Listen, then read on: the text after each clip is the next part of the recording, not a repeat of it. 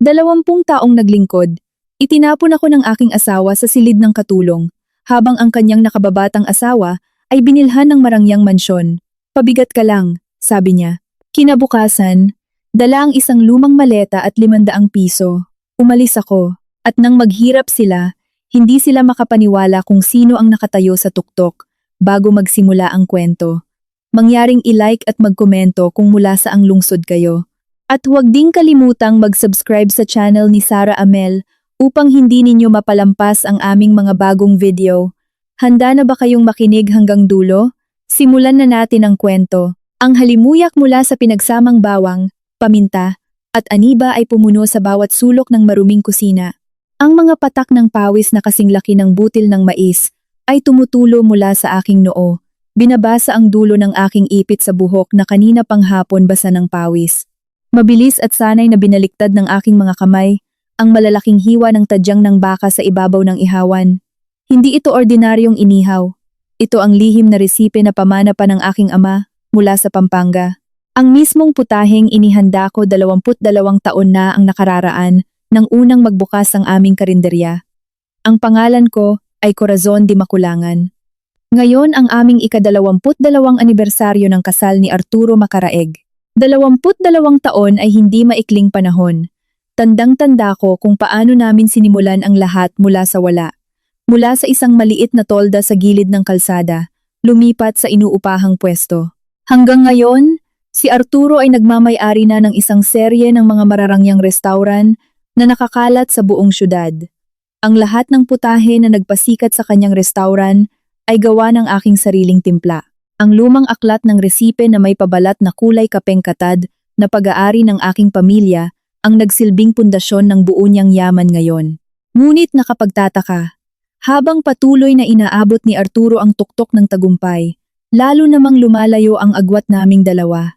Ngayong gabi, nagdaos si Arturo ng isang malaking piging sa aming marangyang mansyon sa Ayala, Alabang. Nag-imbita siya ng 12-dosenang kasosyo sa negosyo at mga kaibigan. Buong araw akong nagpakapagod sa kusina upang siguraduhin ang pangunahing putahe. Ang inihaw na tadyang ng baka na may pulot at lihim na rekado na paborito niya ay maluluto ng perpekto. Hindi na ako nakapag-ayos ng sarili.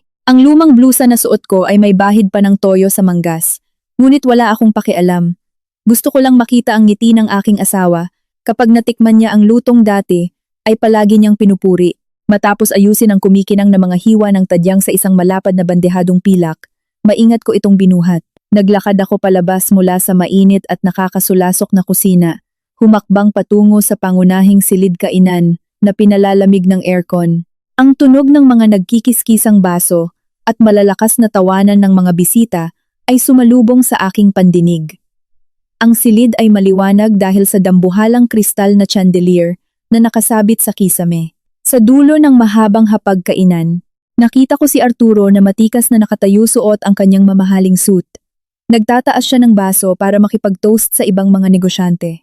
Lumapit ako ng may ngiti at ipinatong ang bandehadong pilak sa gitna ng mesa. Arturo, heto na ang paborito mong inihaw na tadyang. Espesyal para sa ating anibersaryo, mahina kong sabi. Sinusubukang maglagay ng init sa aking boses sa harap ng kanyang mga bisita. Lumingon si Arturo, ngunit walang ngiti sa kanyang mukha. Malamig ang kanyang tingin, pinasadahan ang aking anyo mula ulo hanggang paa nang may pandidiri. Sa halip na kumuha ng tinidor, hinawakan ng kamay ni Arturo ang dulo ng bandehado. Pagkatapos, sa hindi ko inaasahang pagkakataon, itinulak niya ang bandehado ng malakas papunta sa gilid ng mesa. Kalampag, ang bandehadong pilak ay nahulog sa sahig na marmol. Ang mga hiwa ng tadyang na pinaghirapan kong ihanda ay kumalat at nagdumi sa sahig kasama ang malagkit na sarsa. Ang mga platong baso sa paligid nito ay nabasag at nagkadurog-durog. Ang kaninang masayang silid ay biglang natahimik. Lahat ng mata ng mga bisita ay nakatitig sa aming direksyon. Parang huminto sa pagtibok ang puso ko. Nanlaki ang aking mga mata habang nakatingin sa nasirang pagkain sa sahig, bago unti-unting umangat ang tingin ko sa mukha ng aking asawa. Arturo, ano ang ginagawa mo? Nanginginig ang boses ko. Halos hindi marinig. Bakit mo dinala ang pangprobinsyanang pagkain ito sa party ko, Corazon? Paswit ni Arturo sa mababa ngunit matalim na boses. Tingnan mo kung sino ang mga nandito ngayong gabi. Sila ay mga taong may mataas na antas sa lipunan, at tingnan mo ang sarili mo. Magulo, amoy sibuyas, amoy usok, mas mukha ka pang katulong kaysa sa isang asawa. Ang mga salita ni Arturo ay parang malakas na sampal sa aking mukha, kumulo ang aking dugo. 22 taon akong naglingkod. Isinakripisyo ko ang aking kabataan sa harap ng kalan upang itayo ang kanyang negosyo, at ito ang igaganti niya sa akin. Bago pa ako makasagot, isang nakababatang babae ang humakbang palapit mula sa umpukan ng mga bisita. Marahil nasa huling bahagi pa lamang siya ng kanyang 20 taon. Suot niya ang isang napaka-eleganteng pulang damit panggabi. Maayos ang pagkakapusod ng kanyang buhok, at ang amoy ng mamahaling pabango ay agad na humalimuyak mula sa kanya. Tumayo siya sa tabi ni Arturo at kaswal na ipinulupot ang kanyang braso sa braso ng aking asawa. Hayaan mo na Arturo, baka nagpapapansin lang si Corazon, sabi ng babae sa isang pilit na malambing na tono. Ngunit ang kanyang mga mata ay nakatitig sa akin ng may pagmamaliit. Sino ka? Ang lakas ng loob mong hawakan ng asawa ko, sabi ko. Ang aking pagkagulat ay napalitan na ng galit. Tumikhim ng malakas si Arturo upang kunin ang atensyon ng buong silid. Hinawakan niya ng mahigpit ang baywang ng babae. Corazon, ipinapakilala ko sa iyo si Vanessa. Hindi lang siya isang business consultant gaya ng palagi kong sinasabi sa iyo. Kinasal kami ng palihim sa isang huwes 6 na buwan na ang nakararaan. Siya ang bago kong asawa. Nanghina ang mga tuhod ko sa aking narinig. Parang umiikot ang mundo. Kinasal ng palihim. Kalahating taon na palang nakikibahagi ng kama ang asawa ko sa ibang babae at dinadala pa niya ito sa bahay na ito gamit ang dahilan ng trabaho. Nabaliw ka na ba Arturo? Sa araw ng ating anibersaryo, ipinangangalandakan mo ang ganitong karumihan. Sigaw ko na wala nang pakialam sa tingin ng mga bisita. Biglang may narinig na tunog ng kahoy na baston na palapit ng palapit. Si Doña Carmela iyon, ang aking biyenan. Naglakad siya ng may pagmamalaki mula sa sala at tiningnan ako ng masama. Huwag kang sumigaw sa bahay ng anak ko, Corazon. Bulyaw ni Doña Carmela. Si Arturo ay isang matagumpay na negosyante. Normal lang na kailangan niya ng asawang nararapat sa kanya, isang maganda, nakapag-aral, at maipagmamalaki sa harap ng mga kasosyo sa negosyo. Hindi isang babaeng amoy mantika na tulad mo. Matagal na akong nananahimik habang nakikita kong nahihiya ang anak ko na isama ka sa labas. Mabuti na lang at natauhan na si Arturo at pinili si Vanessa. Tiningnan ko ang biyenan ko ng may kawalang paniwala. Ilang taon ko siyang inalagaan noong siya ay may sakit. Pinakain ko siya, pinaliguan. Ngunit sa kanyang mga mata, isa pa rin akong basura na walang halaga. Inilibot ko ang aking paningin sa paligid ng silid. Naghahanap ng kakampi. Nahagip ng aking mga mata ang 2 kong anak, sina Joaquin at Isabela. Nakaupo sila sa sopa sa sulok, abalang naglalaro sa kani-kanilang pinakabagong modelo ng cellphone. Joaquin? Isabela? Narinig niyo ba ang sinabi ng papa at lola ninyo? Hahayaan niyo na lang bang insultuhin ang mama ninyo ng ganito? Tawag ko sa paos na boses. Umaasang ang mga anak na ipinagbuntis at pinalaki ko ng may pagmamahal ay tatayo para ipagtanggol ako. Si Joaquin, ang panganay kong anak na kapapasok pa lamang sa kolehiyo, ay tumingala ng may inis na mukha. Naku ma, tama na nga yan. Huwag ka nang gumawa ng eskandalong nakakahiya rito. Mahalagang event ito ni Papa. Mabait naman si Tita Vanessa. Siya nga ang bumili ng kotse ko noong 1 buwan. Dapat intindihin mo ang posisyon ni Papa. Sumingit din si Isabela, ang nakababatang kapatid ni Joaquin na nasa high school pa, nang hindi man lang inaalis ang tingin sa screen ng kanyang cellphone. Oo nga ma, tsaka hindi ka naman talaga bagay sa mga ganitong gathering. Amoy mantika pa yung damit mo. Mabuti pa sa likod ka na lang pumunta. Ang ingay mo. Nagkadurog-durog ang puso ko. Ang mga salitang lumabas sa bibig ng mga sarili kong anak ay mas masakit pa kaysa sa pagtataksil ni Arturo. Nabili na sila ng pera. Nabulag sila ng pekeng karangyaan na ibinigay ng babaeng umagaw sa kanilang ama. Walang kahit isang tao sa silid na ito ang kumampi sa akin. Kahit ang aming kasambahay, si Manang Rosa, ay nakatungo lamang sa sulok ng silid habang pinupunasan ng kanyang mga luha, masyadong takot para makialam. Binitawan ni Arturo si Vanessa at humakbang papalapit sa akin. Wala man lang bakas ng pagkakasala sa kanyang mukha. Makinig kang mabuti, Corazon, utos ni Arturo. Mula ngayong gabi, si Vanessa na ang gagamit ng master bedroom. Siya na ang senyora sa bahay na ito ngayon. Ilipat mo ang lahat ng gamit mo sa maliit na bodega sa tabi ng maruming kusina. Ang tanging trabaho mo na lang sa bahay na ito ay siguraduhing laging may pagkain. Dahil iyan lang naman ang kaya mong gawin. Wala ka ng karapatan sa kahit ano maliban sa kusina. Pinapalayas mo ako sa sarili kong kwarto, Arturo. Bulong ko. Umiinit ang aking mga mata. Ngunit pinigilan ko ng buong lakas upang hindi pumatak ang mga luha ko sa harap nila. Hindi kita pinapalayas. Inilalagay lang kita sa lugar kung saan ka nararapat. Malamig na sagot ni Arturo. Ngayon, linisin mo ang kalat sa sahig na ito. Tapos pumasok ka na sa bodega. Huwag mo nang guluhin ang party ko. Tumalikod si Arturo. Inakbayan muli si Vanessa at inutusan ang mga bisita na ipagpatuloy ang pagdiriwang na parang walang nangyari. Muling tumugtog ang musika. Ngumiti ng may kasiyahan si Doña Carmela bago bumalik sa kanyang upuan. Habang sina Joaquin at Isabela ay nagtatawanan dahil sa pinapanood nila sa kanilang cellphone, walang pakialam sa kanilang inang nakatayong parang tuod sa gitna ng silid. Tumayo ako roon sa loob ng ilang segundo, malungkot na nakatitig sa mga natitirang hiwa ng inihaw na tadyang na nakakalat sa malamig na marmol na sahig. Ang sakit sa aking dibdib ay unti-unting naging ibang pakiramdam. Isang bagay na malamig, matigas, at madilim. Hindi ako umiyak, ni isang patak ng luha ay hindi ko hinayaang tumulo para sa lalaking taksil na ito at sa pamilyang walang utang na loob. Tumingin ako sa direksyon ng masikip na bodega na itinuro ni Arturo. Doon nila ako gustong itapon. Sa isang maalikabok na kwarto na walang bentilasyon, na ginagamit na taguan ng mga walis at lumang kaldero, umatras ako at tumalikod ng walang sinasabing kahit isang salita. Hindi ko lilinisin ang sahig na iyon, hindi ako pupunta sa bodega. 22 taon ng buhay ko ang ninakaw upang magpalaki ng mga halimaw. Ngayong gabi, sa araw na dapat sana ay pagdiriwang ng aking pag-ibig, isang bagay ang malinaw kong napagtanto. Ang bahay na ito ay hindi na akin, at tumatanggi akong mamatay at mabulok sa loob nito bilang isang katulong. Magaan ang aking mga hakbang at nakapagtataka na wala akong nararamdamang bigat. Walang pag-aalinlangan at lalong walang intensyong magmakaawa. Tinalikuran ko ang silid kainan na muling naging maingay dahil sa musika at mga peking tawanan. Sa halip na pumunta sa masikip na bodega sa tabi ng kusina tulad ng iniutos ni Arturo, umakyat ako sa marmol na hagdan patungo sa ikalawang palapag patungo sa master bedroom, sa aking kwarto, para sa huling pagkakataon. Pagdating sa harap ng nakaukit na kahoy na pinto, pinihit ko ang doorknob. Malawak ang kwartong ito, may central aircon, at may king-size na kama na ang bedsheet ay lagi kong pinapalitan tuwing ikatlong araw. Sa ibabaw ng side table, ay may nakapatong pang picture frame ng kasal namin ni Arturo, 22 taon na ang nakararaan.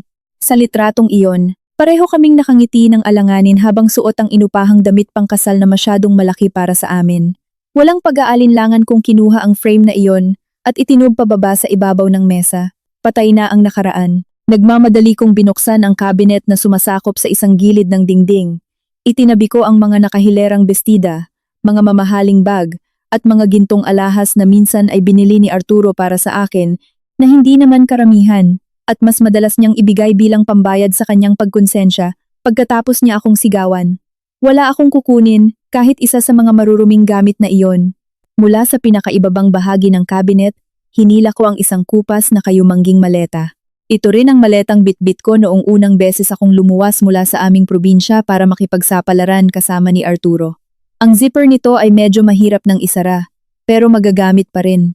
Inilagay ko lamang ang ilang piraso ng pamalit na damit na karaniwan kong sinusuot araw-araw, isang makapal na jacket, isang banig, at ilang gamit sa pagligo. Wala pang 5 minuto, puno na ang maleta. Panghuli at ang pinakamahalaga, naglakad ako patungo sa nakatagong drawer sa aking vanity table. Binuksan ko ang drawer at kinuha ang isang makapal na aklat na may pabalat na imitasyong katad, na tuklap-tuklap na sa mga gilid. Ang aklat ng resipe na pamana ng aking yumaong ama. Ang natatanging amoy ng lumang papel ay agad na humalimuyak, nagdadala ng amoy ng cloves, kanela, at cardamom na nakatanim na sa aking alaala. Ito ang tunay kong kayamanan, hindi ang marangyang bahay na ito, hindi ang mga kotse sa garahe, kundi ang mga resipe sa loob ng aklat na ito ang nagtayo ng imperyo ng negosyo ni Arturo. Sumulyap ako saglit sa cabinet ko na ngayon ay wala ng mga personal kong gamit. Tapos na. Isinara ko ang maleta. Hinila ang hawakan nito at naglakad palabas ng kwarto. Hindi na ako lumingon pa. Habang bumababa ako sa hagdan sa likod na direktang nakakonekta sa lugar ng maruming kusina, Nakita ko ang silweta ng isang tao na nakatayo malapit sa pintuan palabas. Si Manang Rosa iyon. May hawak siyang payong at isang eco bag na gawa sa tela. Namamaga ang kanyang mukha, mapula ang mga mata dahil sa pag-iyak. Nang makita niya akong may bitbit na maleta, agad na lumapit si Manang Rosa. Pinigilan ang hawakan ng aking maleta gamit ang kanyang nanginginig na mga kamay. Ma'am, saan po kayo pupunta ng ganitong oras? Paos ang boses ni Manang Rosa na may kasamang hikbi. Malakas po ang ulan sa labas, ma'am. Malakas ang hangin. Ma'am, wag po kayong umalis. Matulog na lang po muna kayo sa kwarto ko ngayong gabi. Bukas na po nating isipin ang gagawin. Tipid akong ngumiti. Dahan-dahang tinapik ang likod ng kamay ni Manang Rosa. Siya na lamang ang nag-iisang tao sa malaking bahay na ito na may natitira pang budhi. Wala na akong lugar dito, Manang Rosa. Kalmado kong sabi. Narinig mo mismo ang sinabi ng asawa ko at ng biyenan ko kanina. Hindi ko kailanman ibababa ang aking dignidad para matulog sa bodega o maging katulong sa sarili kong bahay. Pero saan po kayo pupunta? Wala po kayong kamag-anak dito sa Maynila. Pagmamakaawa ni Manang Rosa. Patuloy sa pag-agos ang mga luha niya sa kanyang pisngi. Napakasama ni Sir, pati ang mga bata, na kaya nilang gawin iyon. Hindi ko po kayang makitang ginaganyan kayo, ma'am. Kung aalis po kayo, sasama na lang po ako sa inyo. Titigil na po ako sa pagtatrabaho rito. Wag, Manang, mabilis kong pagputol. Tinitigan ko ang kanyang mga mata ng malalim. May mga anak kang pinag-aaral sa probinsya. Kailangan mo ang trabahong ito. Hayaan mong maging problema ko ito. Manatili ka rito at magtrabaho. Pero tandaan mo ang biling ko. Mag-ingat ka kay Vanessa at sa abogadong iyon ng pamilya. Huwag kang makikialam sa mga usapan nila. Tinanggal ko ang kamay ni Manang Rosa mula sa aking maleta. Ma'am, iniabot ni Manang Rosa ang eco bag na hawak niya. Ito lang po ang mabibigay ko. Ito po ang payong ko. At sa loob po nito ay may kaunting naipon kong pera at tinapay mula sa almusal kaninang umaga. Pakidala na po, ma'am. Parang awa niyo na po. Huwag niyo pong tanggihan. Nalungkot ang puso ko nang makita ang katapatan ng matandang babaeng ito sa harap ko. Nang itapon ako ng sarili kong asawa na parang basura, ang kasambahay ko pa ang handang magbigay ng kanyang naipon. Dahan-dahan akong umiling. Itinulak ang bag pabalik sa kanyang dibdib. Maraming salamat, Manang.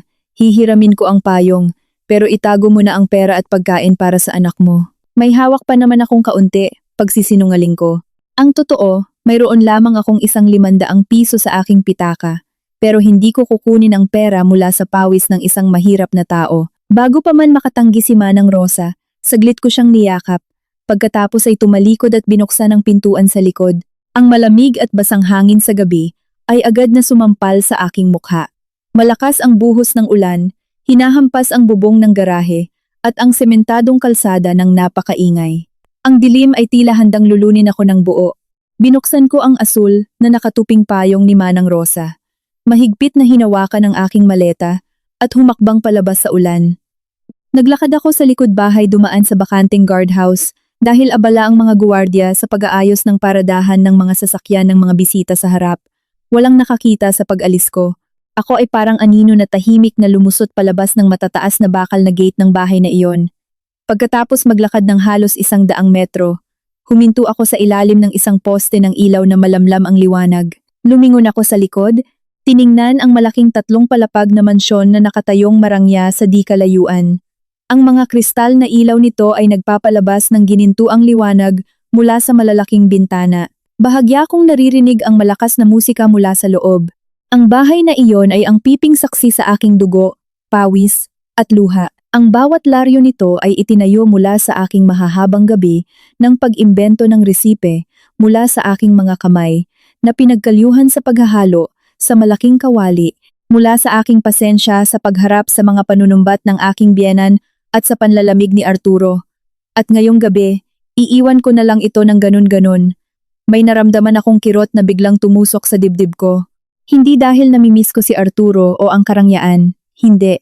Nasasaktan ako dahil na-realize ko kung gaano ako katanga sa loob ng 22 taong ito. Ibinigay ko ang lahat para sa pamilyang mababa ang tingin sa akin. Tama na ako, Razon. Huwag ka nang lilingon pa. Bulong ko sa sarili ko. Humarap ako at muling naglakad sa gitna ng bagyo. Nagsimulang umihip ng malakas ang ulan, binabasa ang dulo ng aking damit. Nanunuot sa buto ang lamig, kaya nagkikiskisan ang aking mga ngipin. Maingay ang paggulong ng maleta ko nang kumaskas ito sa kalsadang aspalto na may baha. Patuloy akong naglakad ng walang malinaw na direksyon. Dinala ako ng aking mga paa palayo sa eksklusibong subdibisyon patungo sa tahimik na highway.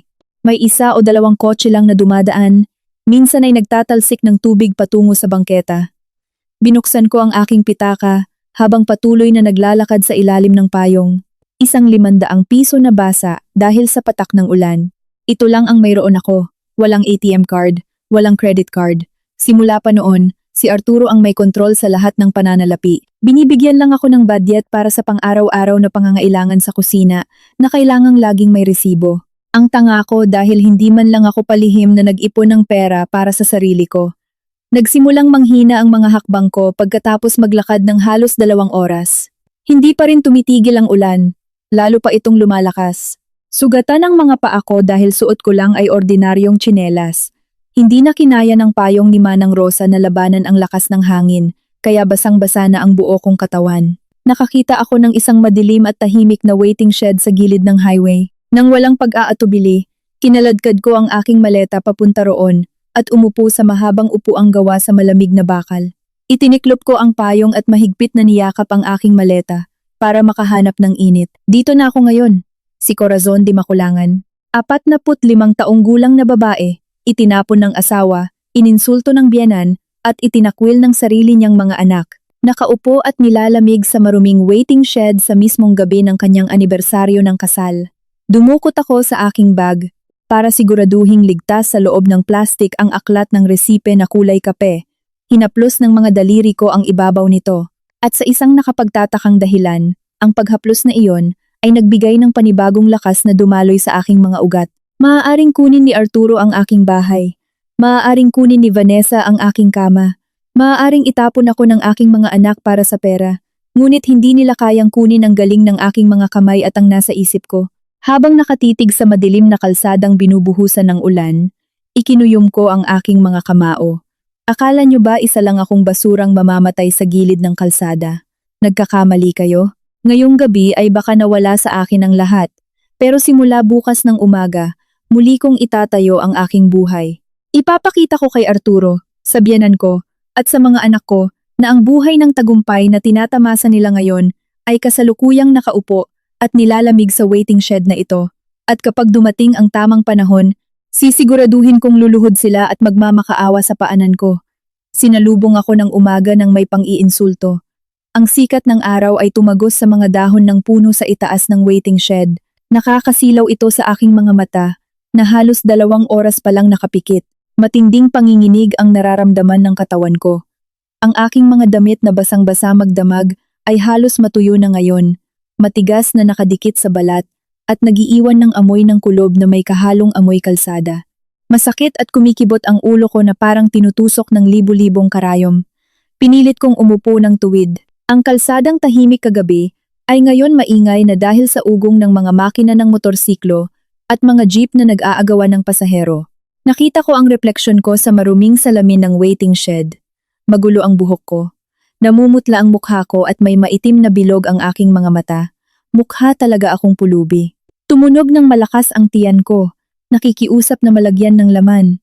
Mula nang maging abala ako sa pagluluto para sa walang hiyang piging na iyon magdamag, hindi pa ako nakakakain kahit isang subo ng kanin. Kinapa ko ang bulsa ng aking mamasamasang jacket. Sinisigurong naroon pa rin ang 500 piso. Ang perang ito ay dapat sumapat man lang hanggang sa makahanap ako ng masisilungan o arawang trabaho. Kinuha ko ang aking kayumangging maleta at mahigpit na niyakap ang bag na naglalaman ng aklat ng resipe. Sa mabibigat na hakbang, nagsimula akong maglakad sa bangketa, lumalayo sa malaking kalsada patungo sa mas maliliit at mas mataong eskinita. Hindi ko alam kung saan ako pupunta. Sinusunod ko lang ang aking kutob at ang tiyan ko na lalong kumikirot. Pagkatapos maglakad ng halos 2 kilometro, tumigil ang mga hakbang ko sa harap ng isang lumang commercial space na nagbabakbak na ang puting pintura. Sa itaas ng pinto ay may kupas na kahoy, nakaratula na may nakasulat na Panaderia ni Letty. Bahagyang naaamoy mula sa loob ang amoy ng lebadura, yeast, at murang mantikilya. Maalikabok na ang salamin nito, nagpapakita lamang ng ilang piraso ng lumang monay na matigas na ang gilid at ilang balot ng mamon na impis na. Halatang naghihingalo na sa pagkabangkarote ang tindahang ito. Subalit sa oras na ito, Iyon lamang ang lugar na mukhang tatanggap sa aking 500 piso. Inilaklak ko ang pintong salamin. Ang maliit na kampana sa itaas nito ay mahinang tumunog. Sandali lang po, sigaw ng isang paos na boses mula sa loob. Hindi nagtagal, isang matandang babae na nasa 60 taong gulang ang lumabas mula sa likod ng lumang kurtina. Puno ng kulubot ng pagod ang kanyang mukha.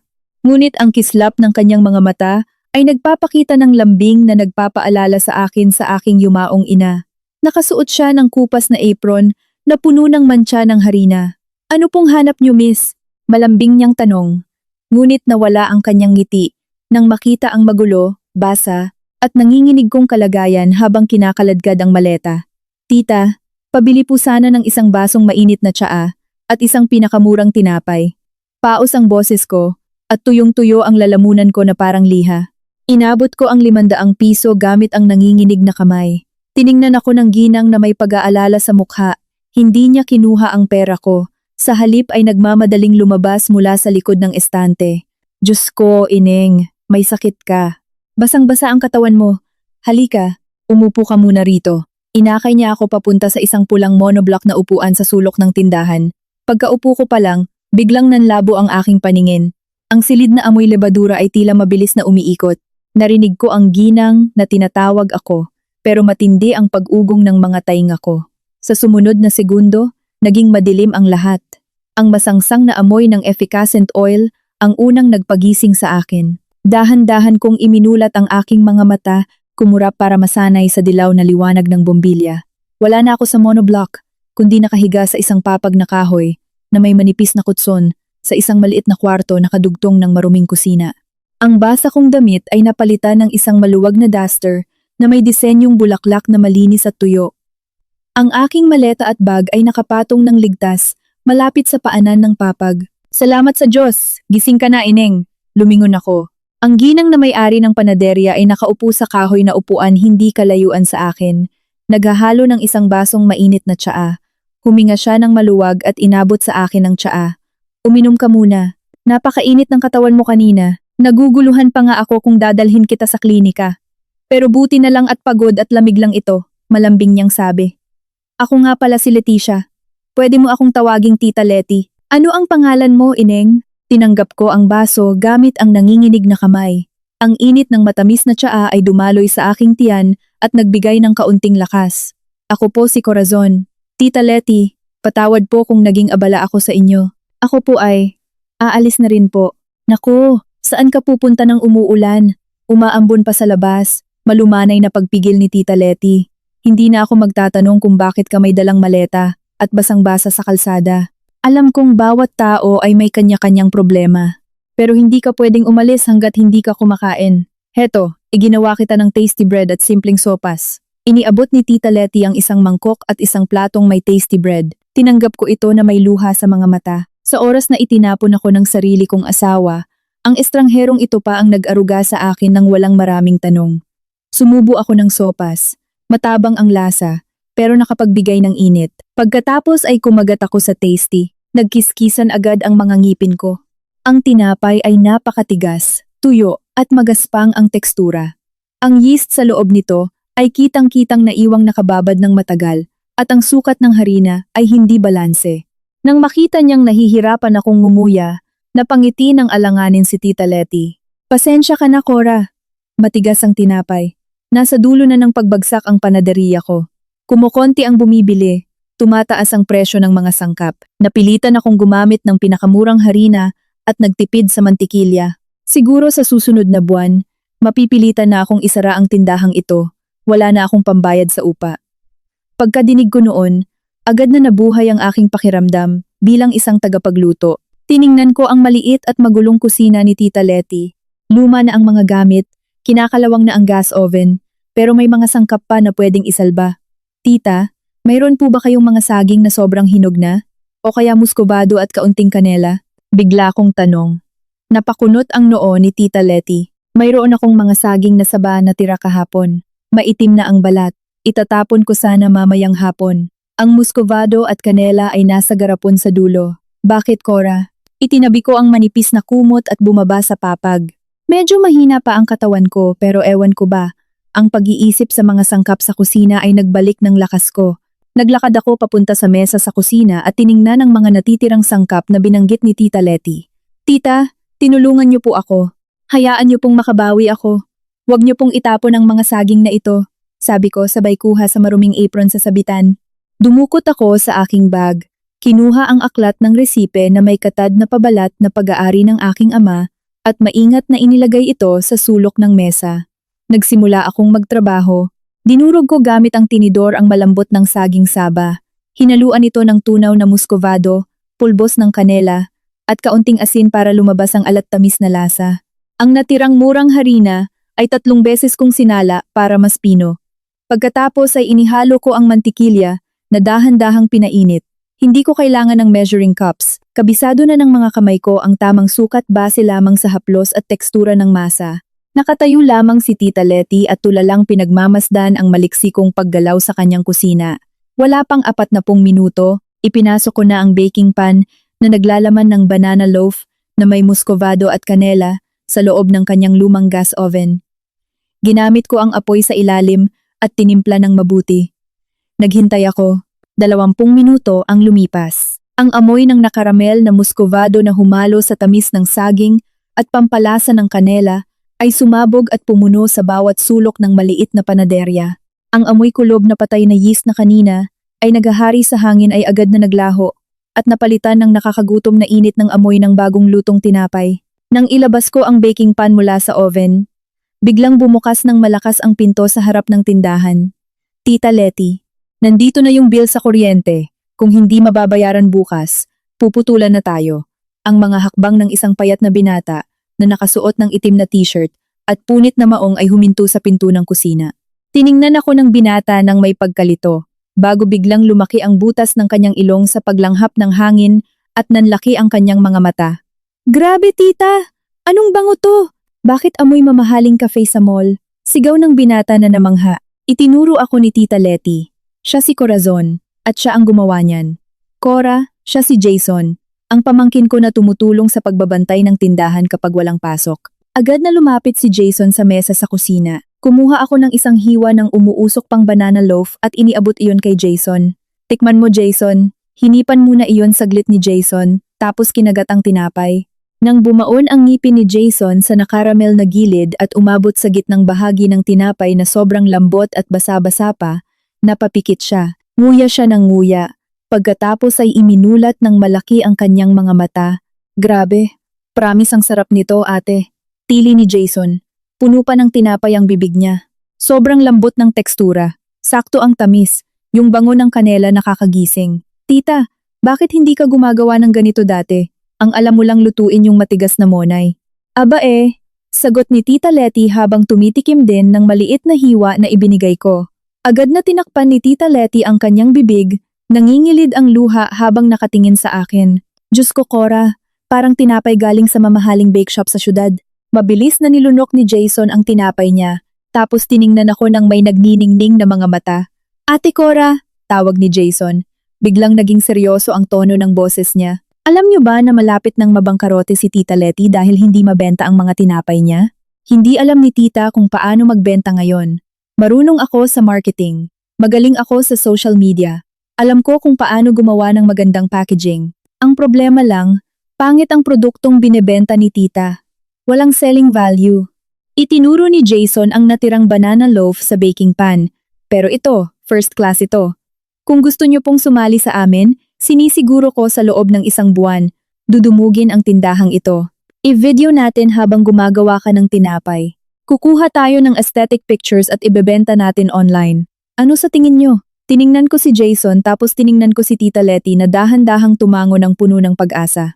Agad na gumana ang utak ko. Ito na ang pagkakataon ko. Binubuksan na ng universo ang daan para sa akin.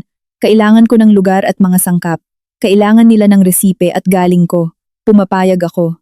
Matatag kong sagot. Hindi na paos ang boses ko. Tumayo ako ng tuwid. Inilalabas ang aura ng isang head chef na namuno sa isang malaking restaurant sa loob ng 22 taon. Pero may isa akong kondisyon. Pinandilatan ko si Jason. Hindi na tayo magbebenta ng murang tinapay.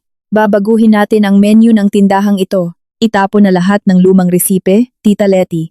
Gagamitin natin ang aklat ng resipe ko. Itinuro ko ang kulay kapeng aklat sa ibabaw ng mesa. Sumang-ayon sina Jason at Tita Letty. Tapos anong ipapangalan natin ate? Para mukhang fresh, masiglang tanong ni Jason. Hawak na niya ang kanyang cellphone at handa nang mag-type. Napatahimik ako sandali. Naalala ko kung paano ibinagsak ni Arturo ang pinggan ng aking niluto. Ininsulto ang luto ko na pangprobinsya at pinalayas ako sa sarili kong mundo. Lumunok ako. Nararamdaman ang matibay na determinasyon sa aking dibdib. Kusina ni Cora. Sabi ko sa isang matatag at malinaw na boses, papalitan natin ang pangalan ng lugar na ito ng kusina ni Cora. Ngumiti ng malapad si Jason at nag-thumbs up. Astig, kusina ni Cora, lasang 5-star, presyong abot kaya. Bukas ng umaga, simulan na natin ang laban sa benta. Nang gabing iyon sa matigas at masikip na papag, hindi ako makatulog. Hindi dahil malungkot ako, kundi dahil sa matinding adrenaline. Tiningnan ko ang inaamag na kisame ng panaderia ng may tipid ng ngiti. Maaaring masarap ang tulog ni Arturo sa ibabaw ng mamahalin kong kama, kasama ng bago niyang asawa ngayong gabi. Pakiramdam niya ay nanalo siya dahil naitapon na niya ako. Ngunit hindi niya alam, sa lumang tindahang ito na amoy lebadura, ipinanganak na ang bagyong wawasak sa kanyang imperyo. 3 linggo ang lumipas mula ng gabing mapadpad ako sa malamig na waiting shed. 3 linggo na nagbago sa lumang commercial space na ito upang maging isa sa pinakamataong lugar sa sulok ng syudad. Order number 42. 2 box ng pandesal na may asadong baka at isang pandan cheese roll. Sigaw ni Jason mula sa kaha. Halos matabunan ang boses niya ng ingay ng usapan ng dose-dosenang customer na nakapila hanggang sa bangketa sa harap ng tindahan. Nakahanda na, sandali lang, hinihiwa na, sagot ko mula sa likod ng salamin na estante. Mabilis na gumagalaw ang mga kamay ko sa paghiwa ng pandan cheese roll na gawa sa totoong pandan at kasing lambot ng bulak. Pagkatapos ay inilagay iyon sa maliwanag na dilaw na kahon na may logo ng kusina ni Cora na dinisenyo ni Jason. Ang smartphone na inilagay ni Jason sa tripod sa sulok ng kwarto ay walang tigil sa pagtunog ng malakas, hudyat ng mga papasok na order mula sa delivery app. Si Tita Letty, na nakatukang maglagay ng mga order sa mga plastic bag, ay paulit-ulit na nagpupunas ng pawis sa noo. Kahit na ang kanyang matandang mukha ay palagi ng may malaking ngiti, talagang baliw at henyo ang estratehiya ni Jason. Kinuhanan niya ng video ang aking mga kamay habang nagmamasa. Habang umuusok ang init mula sa oven, at habang umaagos ang natunaw na keso mula sa loob ng tinapay. Ini-upload niya iyon sa social media na may mga caption na nakakagutom. Sa loob ng 1 linggo, nag-viral ang video niya. Na-curious ang mga tao sa tinapay na pangsultan, presyong pangkanto na ibinebenta namin. Sinadya ko talagang gumamit ng mga premium na sangkap na abot kaya pa rin kung didiskartehan ng tama. Gumamit ako ng pinaghalong mantikilya, katas ng pandan mula sa totoong dahon na ako mismo ang nag-blender at ang sikretong resipe ng yeast mula sa aking ama. Ang resulta, isang lasa na hindi matitikman sa anumang modernong bake shop. Eksaktong 1:00 ng hapon, naubos na rin sa wakas ang laman ng aming estanteng salamin. Binaliktad ni Jason ang karatula sa pinto na may nakasulat na sarado, sold out. Agad itong sinalubong ng buntong hininga ng pagkadismaya mula sa ilang taong kabababa pa lang sa motorsiklo. Pasensya na po sir ma'am, bukas po ng 6:00 ng umaga bukas na ulit kami. Agahan nyo na lang po, sigaw ni Jason habang nakangiti ng malapad at inilolok ang pintong salamin. Huminga ako ng malalim, isinandal ang likod ko sa pader ng kusina. Parang mababali na ang balakang ko. Nangangawit ang mga kamay ko at namamanhid ang mga paa ko. Ngunit nang makita ko ang tumpok ng cash sa kaha at ang nakahingang maluwag ng ngiti ni Tita Letty, naglaho ang lahat ng pagod. Ito ay sarili kong pera, resulta ng sarili kong pawis. Hindi ang buwanang badyet na kailangan ko pang hingin ng nakayuko kay Arturo. Habang umiinom ako ng malamig na tubig, biglang may narinig na malakas na katok mula sa pintuan sa likod ng kusina na nakakonekta direkta sa maliit na eskinita. Sino naman yan na dadaan sa eskinita sa likod ng ganitong oras? Naguguluhang tanong ni Tita Letty. Ako na po ang magbubukas tita, sabi ko habang ibinababa ang baso. Naglakad ako papunta sa kahoy na pintuan, binuksan ang kandado, at dahan-dahan itong hinila. Nang bumukas ang pinto, parang huminto saglit sa pagtibok ang puso ko. Nakatayo sa pintuan na may hawak na nakatuping payong at ang mukha ay natatakpan ng mask. Ay si Manang Rosa, ang aking dating kasambahay. Nanlaki ang mga mata ni Manang Rosa nang makita ako. Ibinaba niya ang kanyang mask. Nanginginig ang mga labi. Ma'am! Ma'am Corazon! Mabilis kong hinila ang braso niya papasok sa kusina at agad na muling nilock ang pinto. Lumingon ako sa harap. Sinisigurong abala sina Jason at Tita Letty sa pagbibilang ng pera sa kaha at hindi kami napapansin. Inakay ko si Manang Rosa na umupo sa maliit na kahoy na upuan sa sulok ng kusina. Manang, anong ginagawa mo rito? Tanong ko sa pigil na boses. Ang pagkagulat ay nangingibabaw pa rin sa dibdib ko. Paano niya ako nahanap sa ganito kaliit na lugar? Tiningnan ako ni Manang Rosa nang may luhang nangingilid. Tapos bigla niyang hinawakan ng dalawa kong kamay at hinalikan iyon. Diyos ko ma'am, sobrang miss ko na po kayo. Nagpapasalamat po ako at mukhang malusog kayo. Medyo pumayat po kayo, pero mas maaliwalas na ang mukha niyo ngayon. Tipid akong ngumiti, hinagod ang balikat ni Manang Rosa. Mabuti ang kalagayan ko Manang, sobrang maayos. Pero paano mo nalaman na nandito ako? Pinunasan ni Manang Rosa ang mga luha niya gamit ang dulo ng kanyang panyo. Kasi po, ma'am, si Vanessa, naglilihi po siya ng matindi. Buntis daw po siya ng 2 buwan. Pagkadinig sa salitang buntis, may kaunting kirot na dumaan sa dibdib ko, pero agad ko iyong iwinaksi. Wala na akong pakialam. Tapos ano ang kinalaman niyon sa akin? Nakita po ni Vanessa ang video sa TikTok tungkol sa nag-viral na pandan roll. Pinabili niya po ako. Kahapon nakapila po ako sa harap pero naubusan po ako. Tapos noong pinanood ko po ulit ang video na iyon, pinagmasdan ko po ang mga kamay na nagmamasa. Mahigit 20 taon po akong tumutulong sa inyo sa kusina. Kabisado ko po ang hugis ng kamay niyo kung paano kayo maghiwa ng masa, pati na po yung apron na checkered na suot niyo sa video. Sigurado po ako na kayo yon. Kaya ngayong araw naging desidido po akong hanapin kayo dumaan sa likod. Huminga ako ng malalim. Hindi ko inakalang ang ganoong kaliit na detalye ay mabubunyag ang aking pinagtataguan. Hindi mo naman sinabi kay Arturo o kay Vanessa na nakita mo ako sa video, hindi ba? Syempre hindi po ma'am. Mabilis na umiling si Manang Rosa. Ang tono ng boses niya ay biglang naging masigla at may halong galit. Hayaan niyo po silang maghirap. Ma'am, alam niyo po ba? Mula noong umalis kayo, ang bahay na iyon ay parang naging impyerno. Napakunot ang noo ko. Impyerno? Anong ibig mong sabihin? Inilapit ni Manang Rosa ang katawan niya sa akin.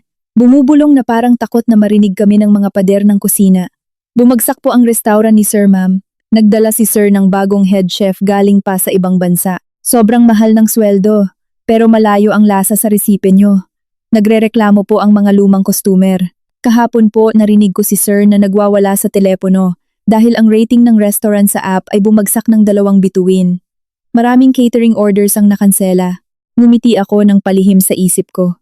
Siyempre hindi makokopya ang mga resipe sa aklat ng ama ko kahit gumamit pa ng mga mamahaling sangkap. May tamang sukat ng pampalasa, pagkakasunod-sunod sa paglalagay ng rekado, at teknik sa apoy na ako lang ang nakakaalam. Pati paano na sina Vanessa at ang mga bata. Patag kong tanong. Sina Sir Joaquin at Ma'am Isabela po, puro hingi lang ng pera kay Sir. Araw-araw nagsha-shopping. Kapag hindi po sila binigyan ni Sir, kay Vanessa sila nang hihingi. Nagbibigay naman po si Vanessa, pero ang ugali po niya sa bahay nakakainis. Ma'am, mahilig niya pong sigawan si Doña Carmela. Kahapon nang hingi po ng tubig si Doña Carmela, pinakuha po ni Vanessa sa kanya mismo. Umiyak po si Doña Carmela sa kwarto niya. Hindi ko napigilan ang pagtawa ko. Mas mabilis palang gumana ang karma kaysa sa inaasahan ko. Ang marangal kong biyenan ay tinitikman ngayon ang pait mula sa lasong siya mismo ang pumili. Hayaan mo na sila Manang. Problema na nila iyon. Ayoko nang makialam. Sabi ko habang tumatayo, balak tapusin ang usapan. Ngunit pinigilan ako ni Manang Rosa. Ang mukha ng kasambahay na kadalasan ay inosente, ay nag-iba at naging seryoso at tensyonado. May kinuha siya mula sa kanyang eco bag. Isang lukot at medyo may mantsa ng kape na kayumangging envelope. Kailangan niyo po itong malaman ma'am. Pakiramdam ko po may hindi tama. Bulong ni Manang Rosa, sabay abot sa akin ng envelope. Tiningnan ko ang envelope nang may paghihinala bago iyon tanggapin. Ano ito? 3 araw na po ang nakakalipas, umuwi si Sir ng sobrang lasing at dumiretso ng tulog. Hating gabi, nagising po ako dahil nauhaw ako. Pagpunta ko sa kusina, nakita ko si Attorney Montemayor, yung abogado ng pamilya, pumunta sa bahay. Mabilis na kwento ni Manang Rosa. Hindi po siya pumunta sa sala ma'am. Dumiretso po siya sa kwarto ni Vanessa. Nagsalubong ang kilay ko. Ang abogado ni Arturo ay pumasok sa kwarto ni Vanessa sa hating gabi. Para saan? Hindi ko po sigurado, ma'am. Sumilip po ako sa siwang ng pinto na hindi nakasara ng maayos. Nagbubulungan po silang dalawa. Mukhang ang sweet-sweet pa nila. Nakita ko po si Attorney Montemayor na may inabot na mga papeles. Tapos mahinang tumawa si Vanessa. Kinabukasan, nung naglinis ako sa office ni Sir, nakita ko po itong papel na ito na itinapon sa basurahan. Nilukot-lukot pa po. Hindi ko po naintindihan ang nakasulat kasi ang hirap ng English, pero naisip ko po na kailangan nyo itong makita. Gumamit ang aking mga kamay sa pagbukas ng lukot na envelope. Kinuha ko ang ilang piraso ng bond paper na puno ng lukot. Sa itaas na bahagi ay may opisyal na logo ng law firm ni Montemayor. Pinasadahan ng mata ko ang bawat linya ng legal na terminolohiya na sobrang formal at komplikado. Hanggang high school lang ang natapos ko, pero 22 taon kong sinamahan si Arturo sa negosyo, kaya medyo naiintindihan ko ang mga kontrata. Natigil ang mga mata ko sa isang talata, sa ikalawang pahina. Bumilis ang tibok ng puso ko nang basahin ko iyon.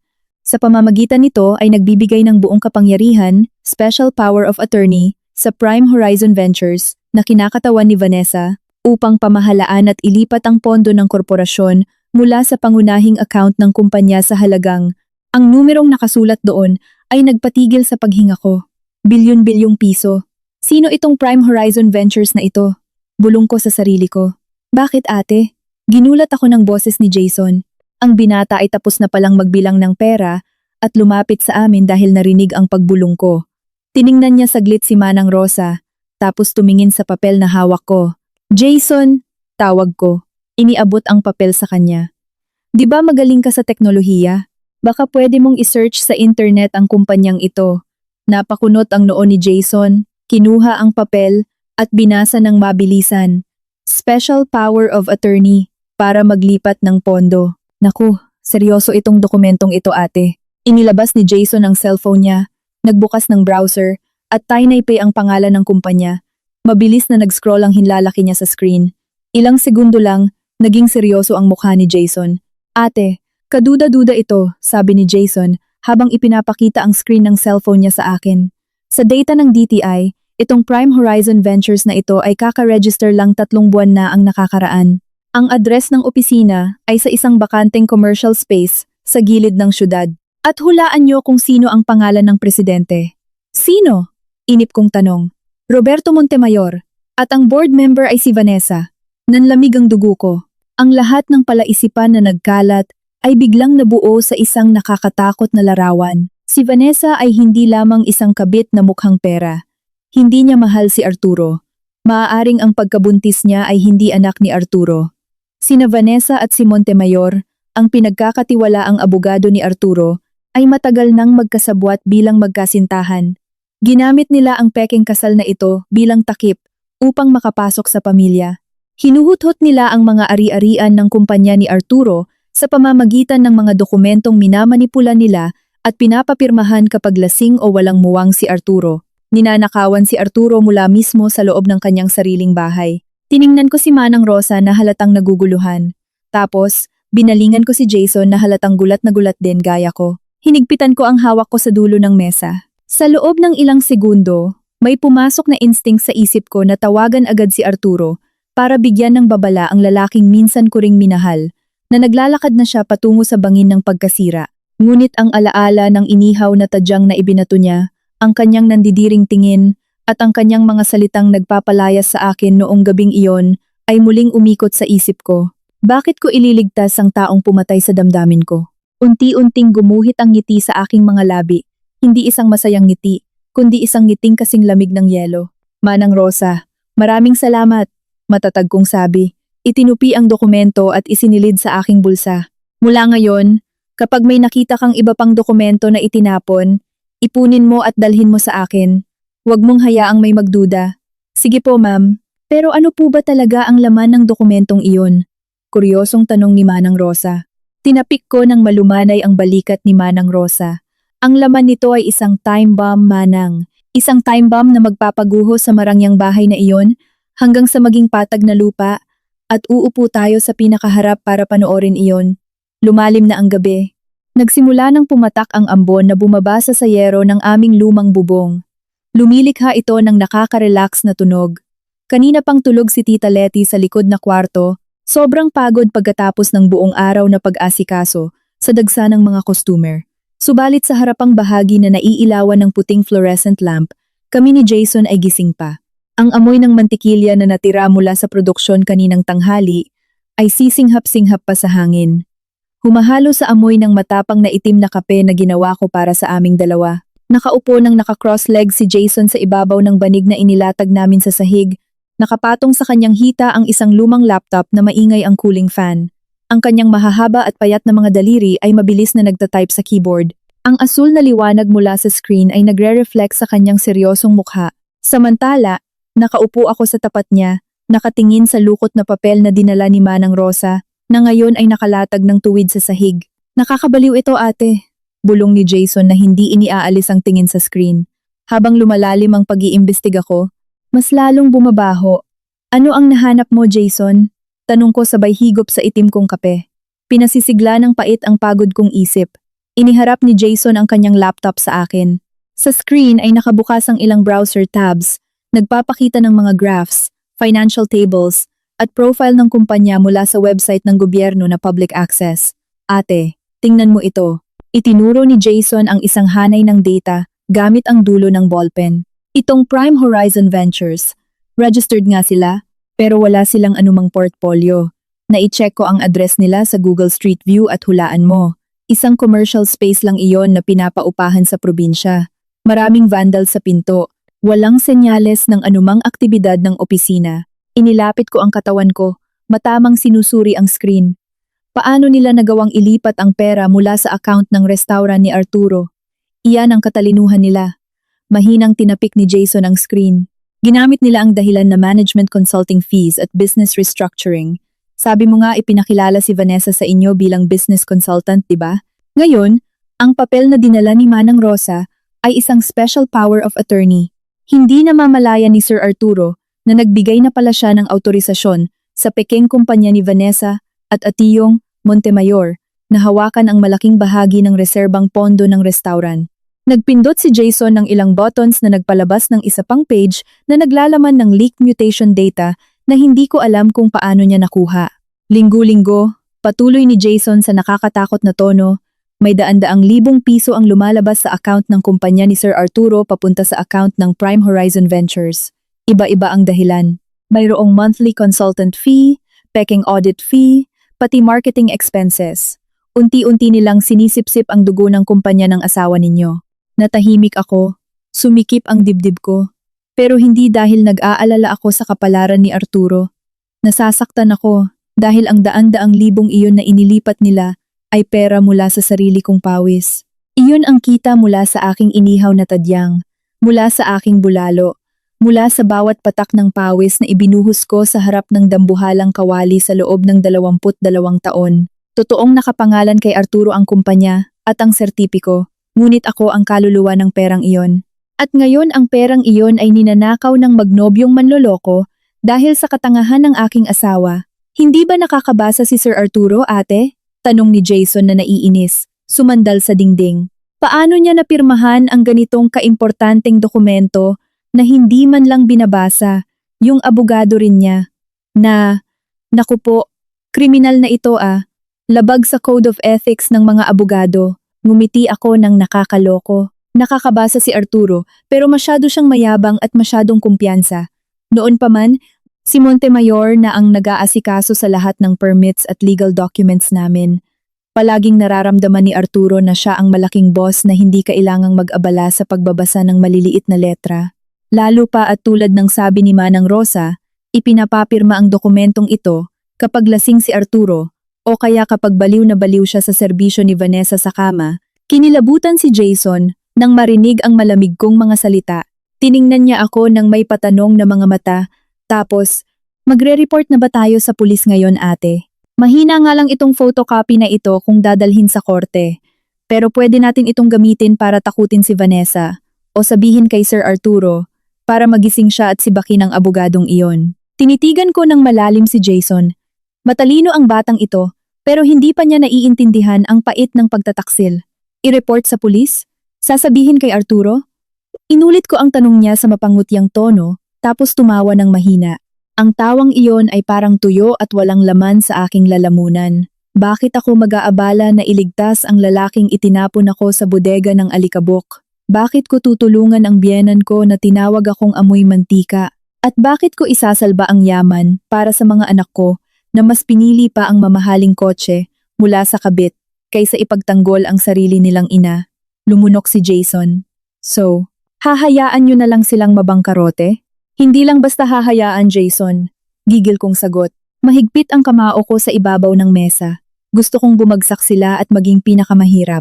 Gusto kong maramdaman ni Arturo kung ano ang pakiramdam ng mawalan ng lahat sa isang gabi. Gusto kong makita ang pagguho ng kayabangan ng biyenan ko kapag wala na siyang matutuluyan. At ang mga anak ko, kailangan nilang matutunan na ang perang galing sa langit ay hindi nagtatagal.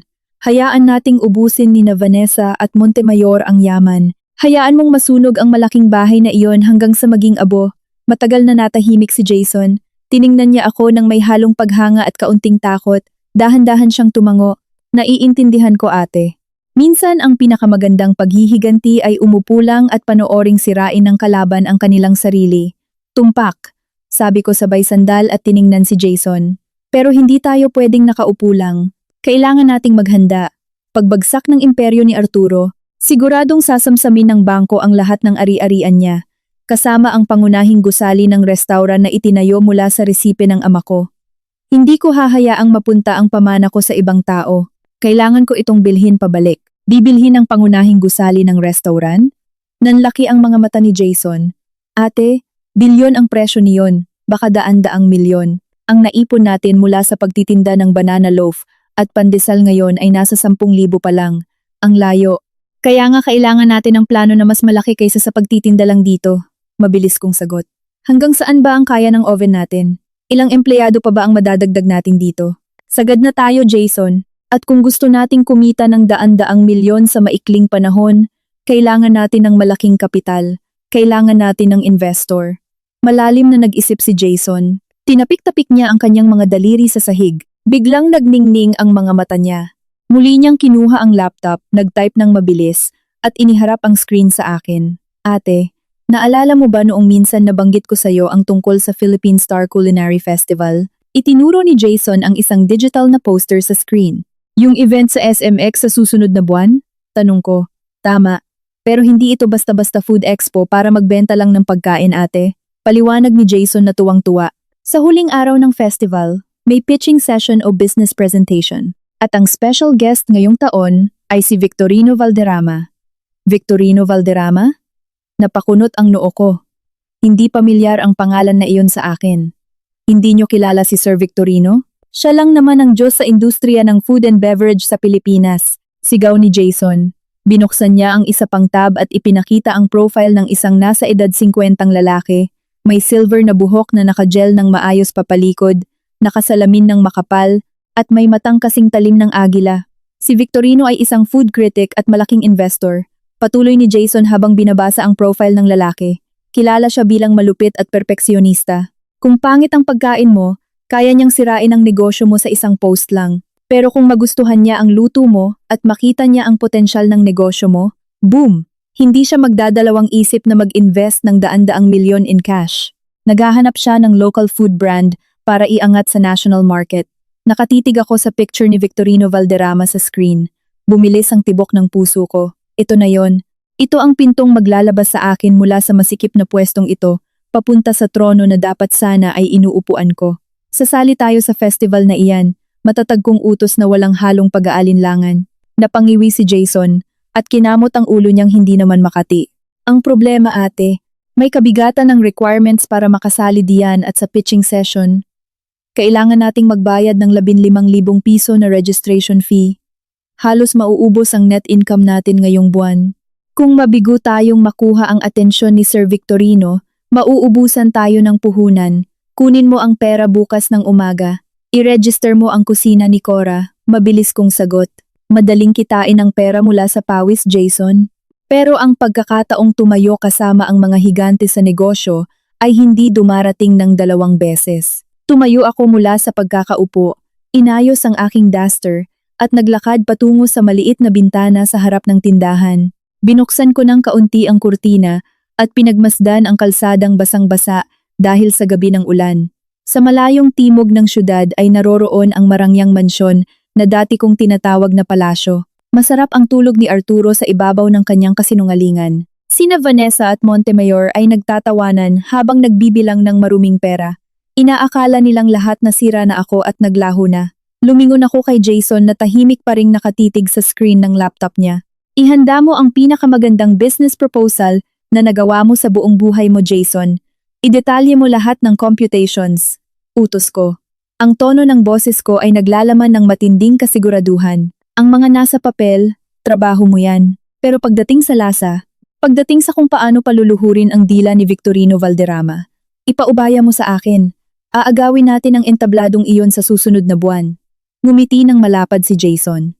Ngiting nagpapakita ng lakas ng loob at buong tiwala. Isinara niya ang kanyang laptop nang may malakas na click. Opo, boss. Simula ngayong gabi, maglalaro na tayo sa Major League. Muli kong pinagmasdan ang pagpatak ng ulan sa labas. Tumatakbo na ang oras ng time bomb at sisiguraduhin ko na kapag nangyari na ang pagsabog, hindi ako masusugatan ng mga titilamsik na apoy.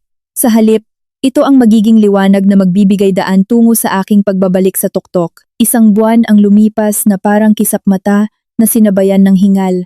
Ang convention center ngayon sa syudad ay naging dagat ng tao at amoy ng pagkain. Ang Philippine Star Culinary Festival, ang pinakaprestihiyosong taunang event sa food and beverage industry, ay opisyal nang nag-umpisa. Dose-dosenang mga booth na may matingkad na disenyo, kumikislap na neon lights, at mga chef na nakasuot ng maayos na uniforme ang nagpuno sa dambuhalang bulwagan. Karamihan sa kanila ay suportado ng mga malalaking investor, international franchise, at kilalang restaurant.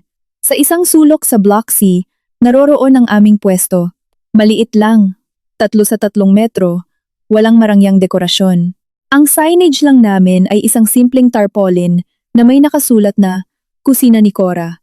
Subalit ang pila ng mga customer sa harap ng booth namin ay parang ahas na nakaharang na sa daanan ng ibang booths. Jason, 2 dosena na lang ang natitira sa dilaw na box. Tita Letty, pakihanda po ang wax paper. Sigaw ko mula sa likod ng mainit na griddle. Tumutulo ang pawis ko pero gumagalaw ang mga kamay ko na parang may sariling buhay. Para sa festival na ito, hindi lang tinapay ang dala ko. Ginamit ko ang kasanayan ko bilang head chef na inihalo ko sa konsepto ng bake shop. Ang aming bestseller ngayon ay ang pandesal sandwich na may inihaw na tadyang ng baka. Pinagsama ko ang karne ng tadyang ng baka na pinalambot ng ilang oras hanggang sa halos matunaw sa bibig. Binalot ko ito ng sarili kong sarsa gamit ang pulot at rekadong pamana ng aking ama. Tapos inipit sa pagitan ng 2 tinapay na inihaw sa garlic butter. Napakatapang ng amoy. Sa tuwing idinidiin ko ang karne ng tadyang sa ibabaw ng griddle, ang usok na may amoy caramel, paminta, at aniba ay umaangat sa hangin, nangaakit sa kahit na sinong dumaan na parang na-hypnotize. Ate Cora! Sigaw ni Jason habang sumisingit papalapit sa akin. Namumutla ang mukha ng binata. Nanlalaki ang mga mata habang nakatingin sa harap ng pila. Nandito na siya, ate. Yung big boss. Iniangat ko ang mukha ko mula sa griddle. Ang kumpulan ng mga bisita na kanina ay maingay, ay biglang nahati na parang Red Sea. Isang nasa edad 50 lalaki ang dahan-dahang naglalakad palapit sa booth namin. Kasama niya ang 3 assistant na nakasuit at 2 guwardiya ng festival. Ang lalaki ay nakasuot ng kulay abong suit na walang tie. May makapal na salamin sa kanyang ilong at ang kanyang pilak na buhok ay nakagel papalikod, si Victorino Valderrama, ang Diyos ng pagkain, ang matapang na investor. Ang lahat ng booth sa block na ito ay halos pigil hininga. Kilala si Victorino na bihira tumikim ng pagkain mula sa maliliit na booth. Kung huminto siya, ang ibig sabihin lang noon ay mapupuri ng todo ang pagkaing iyon o masisira ang reputasyon nito. Ngayon din, huminto si Victorino sa mismong harap ng estante namin. Tiningnan niya ang aming simpleng tarpaulin na nakataas ang isang kilay, tapos tumingin siya ng diretso sa akin. Malamig ang kanyang mga mata. Parang kinikilatis ang mentalidad ko. Hindi ako yumuko. Sinalubong ko ang tingin niya, nanatiling tuwid ang aking mga balikat, at pinunasan ko ng malinis na basahan ang aking kamay. Anong order ang maaari kong ihanda para sa inyo, Sir Victorino? Kalmado kong tanong. Ang amoy ng booth mo ay sumira sa konsentrasyon ko mula nang pumasok ako sa front door, sabi ni Victorino gamit ang malalim na boses. Bigyan mo ako ng kahit anong nagiging dahilan ng amoy na iyan. Isang order. Masusunod po. Hindi na ako nagpatumpik-tumpik pa. Kumuha ako ng pinakamagandang hiwa ng tadyang na nakababad na sa sarsa. Inihaw ko ito ng mabilisan hanggang sa umitim ng bahagya ang mga gilid para lumutong at inilagay sa loob ng mainit na tinapay. Hindi ko ito nilagyan ng murang mayonnaise o ketchup na gawa sa pabrika. Karne, tinapay, at ang orihinal na sarsa lang nito. Inayos ko ito sa ibabaw ng paper plate at inilapag sa harap niya. Kinuha ni Victorino ang pandesal sandwich. Agad na inabutan siya ng tissue ng kanyang assistant, pero hindi niya iyon pinansin. Pinagmasdan ni Victorino ang tekstura ng tinapay sandali bago kinagat ng malalim. Binalot ng katahimikan ang booth namin. Mahigpit na hawak ni Jason ang dulo ng kanyang apron sa sobrang kaba. Napapikit pa si Tita Letty at bumubulong ng panalangin. Nanatili lang akong nakatayo, inoobserbahan ang bawat reaksyon sa mukha ni Victorino. Isang nguya, dalawang nguya. Unti-unting nanlaki ang mga mata ni Victorino sa likod ng kanyang salamin. Huminto siya sandali sa pagnguya, tumitig sa sandwich sa kanyang kamay nang parang hindi makapaniwala, tapos kinagat niya ulit ito. Mas malaki ngayon. Sa loob ng 4 na kagat, ubos ang sandwich. Pinunasan ni Victorino ang gilid ng kanyang labi gamit ang tissue na kinuha niya sa assistant. Tiningnan niya ako ng matalim. Walang ngiti sa kanyang mukha. Anong pangalan mo? Tanong niya. Corazon di Makulangan po. Lumingon si Victorino sa kanyang head assistant. Isang nakasalaming babae na may dalang tablet. Kanselahin ang tour ko ngayon. Nahanap ko na ang hinahanap ko. Dalhin niyo si Miss Corazon at ang team niya sa VIP meeting room sa 2nd floor, ngayon din. Walang pasabi at hindi na hinintay ang sagot ko. Tumalikod si Victorino at naglakad palayo. Muntik nang himatayin si Jason, habang ang mga tao naman ay naghihiyawan sa inggit. Nakuha ko ang aking unang panalo. Ang lasa ng aking pagkain ay tagumpay na nakapasok sa kanyang panlasa. 10 minuto ang lumipas, nakaupo ako sa isang komportableng leather chair sa loob ng malamig at soundproof na VIP room. Si Jason ay nakaupo sa tabi ko, hindi mapakali ang paa sa kaba. Pinili ni Tita Letty na maghintay sa labas. Sa tapat ng mahabang glass table, nakaupo ng nakadekwatro si Victorino. Kasama niya ang 2 legal assistant niya. Nakatitig si Victorino sa akin habang tinatap ang kanyang hintuturo sa armrest ng upuan. Sobrang sarap ng pagkain mo, Corazon. Ang pagkaluto ng karne, ang tamang timpla, at kalidad ng tinapay. Bibihira yan. May kaluluwa ang pagkain mo. Inumpisahan ni Victorino ang usapan ng tapat at objetibo. Handa akong mag-invest ng 10 milyong piso ngayon din para magbukas ng 5 branch ng kusina ni Cora sa malalaking mall. Ngunit ang puso ko na kanina ay tatalon na sana sa tuwa ay biglang napigilan ng susunod niyang salita. Pero may isang problema. Nagbigay siya ng senyas sa kanyang assistant na babae. Inilapag ng babae ang isang transparent na folder sa gitna ng lamesa. Kami ay isang malaking investment company, Miss Corazon. Bago kami magpasok ng pondo, ang aming audit team ay gumagawa ng due diligence at masusing background check, sabi ng assistant sa formal na tono. At nang imbestigahan namin kayo, may nalaman kaming napaka-importanteng detalye. Binuksan ng assistant ang folder, ipinakita ang kopya ng marriage certificate at mga trademark registration documents. Ikaw ay ang legal na asawa o dating asawa ni Arturo Macaraeg, ang may-ari ng chain ng Macaraeg Restaurants. At ang mas nakakagulat, ang pangalan mo ay nakalista bilang original patent holder ng 13 pangunahing resipe sa restaurant niya, kasama na ang inihaw na tadyang na ginamit mo kanina. Napalunok ako. Sobrang lalim ng inimbestigahan nila. Hindi ko inaasahang malalaman nila ang status ko ng ganito kabilis. Itinuwid ni Victorino ang kanyang upo. Negosyante ako, Corazon. Ayoko ng drama. Ayoko ng komplikadong legal na problema. Ang dati mong asawa ay may malaking network ng restaurant at ayokong mag-invest sa taong baka masangkot pa sa hatian ng conjugal property o away sa karapatan ng resipe. Maliban na lang kung ano, Sir Victorino. Putol ko. Pinapangahas ang sarili na tingnan siya ng diretso sa mata. Ngumiti ng bahagya si Victorino. Maliban na lang kung makukumbinsi mo ako na hindi magiging pabigat sa investment ko ang nakaraan mo. Dahil base sa aking business intelligence report, ang imperyo ng asawa mo ay nasa bingit na ng pagbagsak. Natigilan ako. Pagbagsak? Ang ibig niyo po bang sabihin ay yung sa abogado at sa kabit niya? Bahagyang napataas ang kilay ni Victorino dahil alam ko iyon. Tumango ulit siya sa assistant niya. Nilabas ng babae ang isang makapal na dokumento na may laman ng mga bank records at forensic audit report. Alam mo na pala, sabi ni Victorino. Pero sigurado akong hindi mo alam kung gaano nakalala ang sitwasyon. Napasok ng team ko ang data ng transaksyon ng kumpanya ng asawa mo. Hindi lang naninipsip ng pera sina Vanessa at Montemayor mula sa Dummy Corporation. Barya lang iyon. Itinuro ni Victorino ang makapal na dokumento. 2 araw na ang nakakalipas, ginamit ni Montemayor ang special power of attorney na pinirmahan ni Arturo para isangla ang lahat ng titulo ng pangunahing restaurant, pati na ang titulo ng bahay, sa Ayala Alabang sa isang dayuhang bangko. Kumuha sila ng cash loan na 50 milyong piso at inilipat na sa offshore account sa Switzerland sa ilalim ng pangalan ni Vanessa. Parang nahigop ang hangin sa loob ng kwarto. Napasinghap ng malakas si Jason sa tabi ko. 50 milyon. Kumuha sila ng utang na nakasanla sa ari-arian ni Arturo tapos tinakbo ang pera. At ito ang pinakamatindi, Corazon. Mas bumigat at mas seryoso ang boses ni Victorino. Kasalukuyang nakikipag-usap si Vanessa sa isang foreign culinary syndicate para ibenta ang karapatan sa mga orihinal mong resipe. Ibebenta nila ang pamana ng tatay mo sa murang halaga para magkaroon ng karagdagang pera bago sila tuluyang tumakas. Kumulo ang dugo ko, nag-init ang mukha ko. Pwede nilang nakawin ang bahay ko. Pwede nilang kunin ang pera ni Arturo. Pero ang ibenta ang mga resipe na pinaghirapan ng ama ko sa ibang bansa. Iyon ay buhay at karangalan ng pamilya ko. Kailan? Kailan ang bilihan ng resipe na iyon? Paos. Pero nanginginig kong boses na pilit tinatago ang sumasabog na galit sa Biyernes ng susunod na linggo. Eksakto bago ang flight nila pa Switzerland. Sagot ng assistant. Biglang nawala ang takot at pag-aalinlangan na paminsan-minsan ay nandyan pa rin sa puso ko at pinalitan iyon ng matinding apoy ng katotohanan ito. Hindi lang ako winasak ni Arturo, isinugal pa ng katangahan niya ang pamana ng aking ama. Hindi na ako pwedeng magtago na lang sa likod ng oven ng panaderiya at umasa na kusa lang darating ang karma.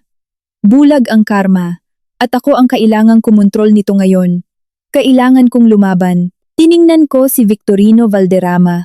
Ang tingin ko ay naging kasing talim at lamig na rin ng sa kanya. Sabi ninyo ayaw ninyo ng drama, Sir Victorino?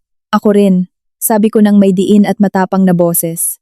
Wala akong pakialam kung maging pulubi ang asawa ko. Wala akong pakialam kung mabaon siya sa utang na 50 milyon. Pero ang pangunahing gusali ng restaurant na iyon at lahat ng resipe sa loob niyon ay akin. Hindi ko hahayaang nakawin nila ito. Inilapit ko ang katawan ko. Hinahamon ang tingin ni Victorino. Huwag kayong mag-invest ng 10 milyon lang para sa kusina ni Cora.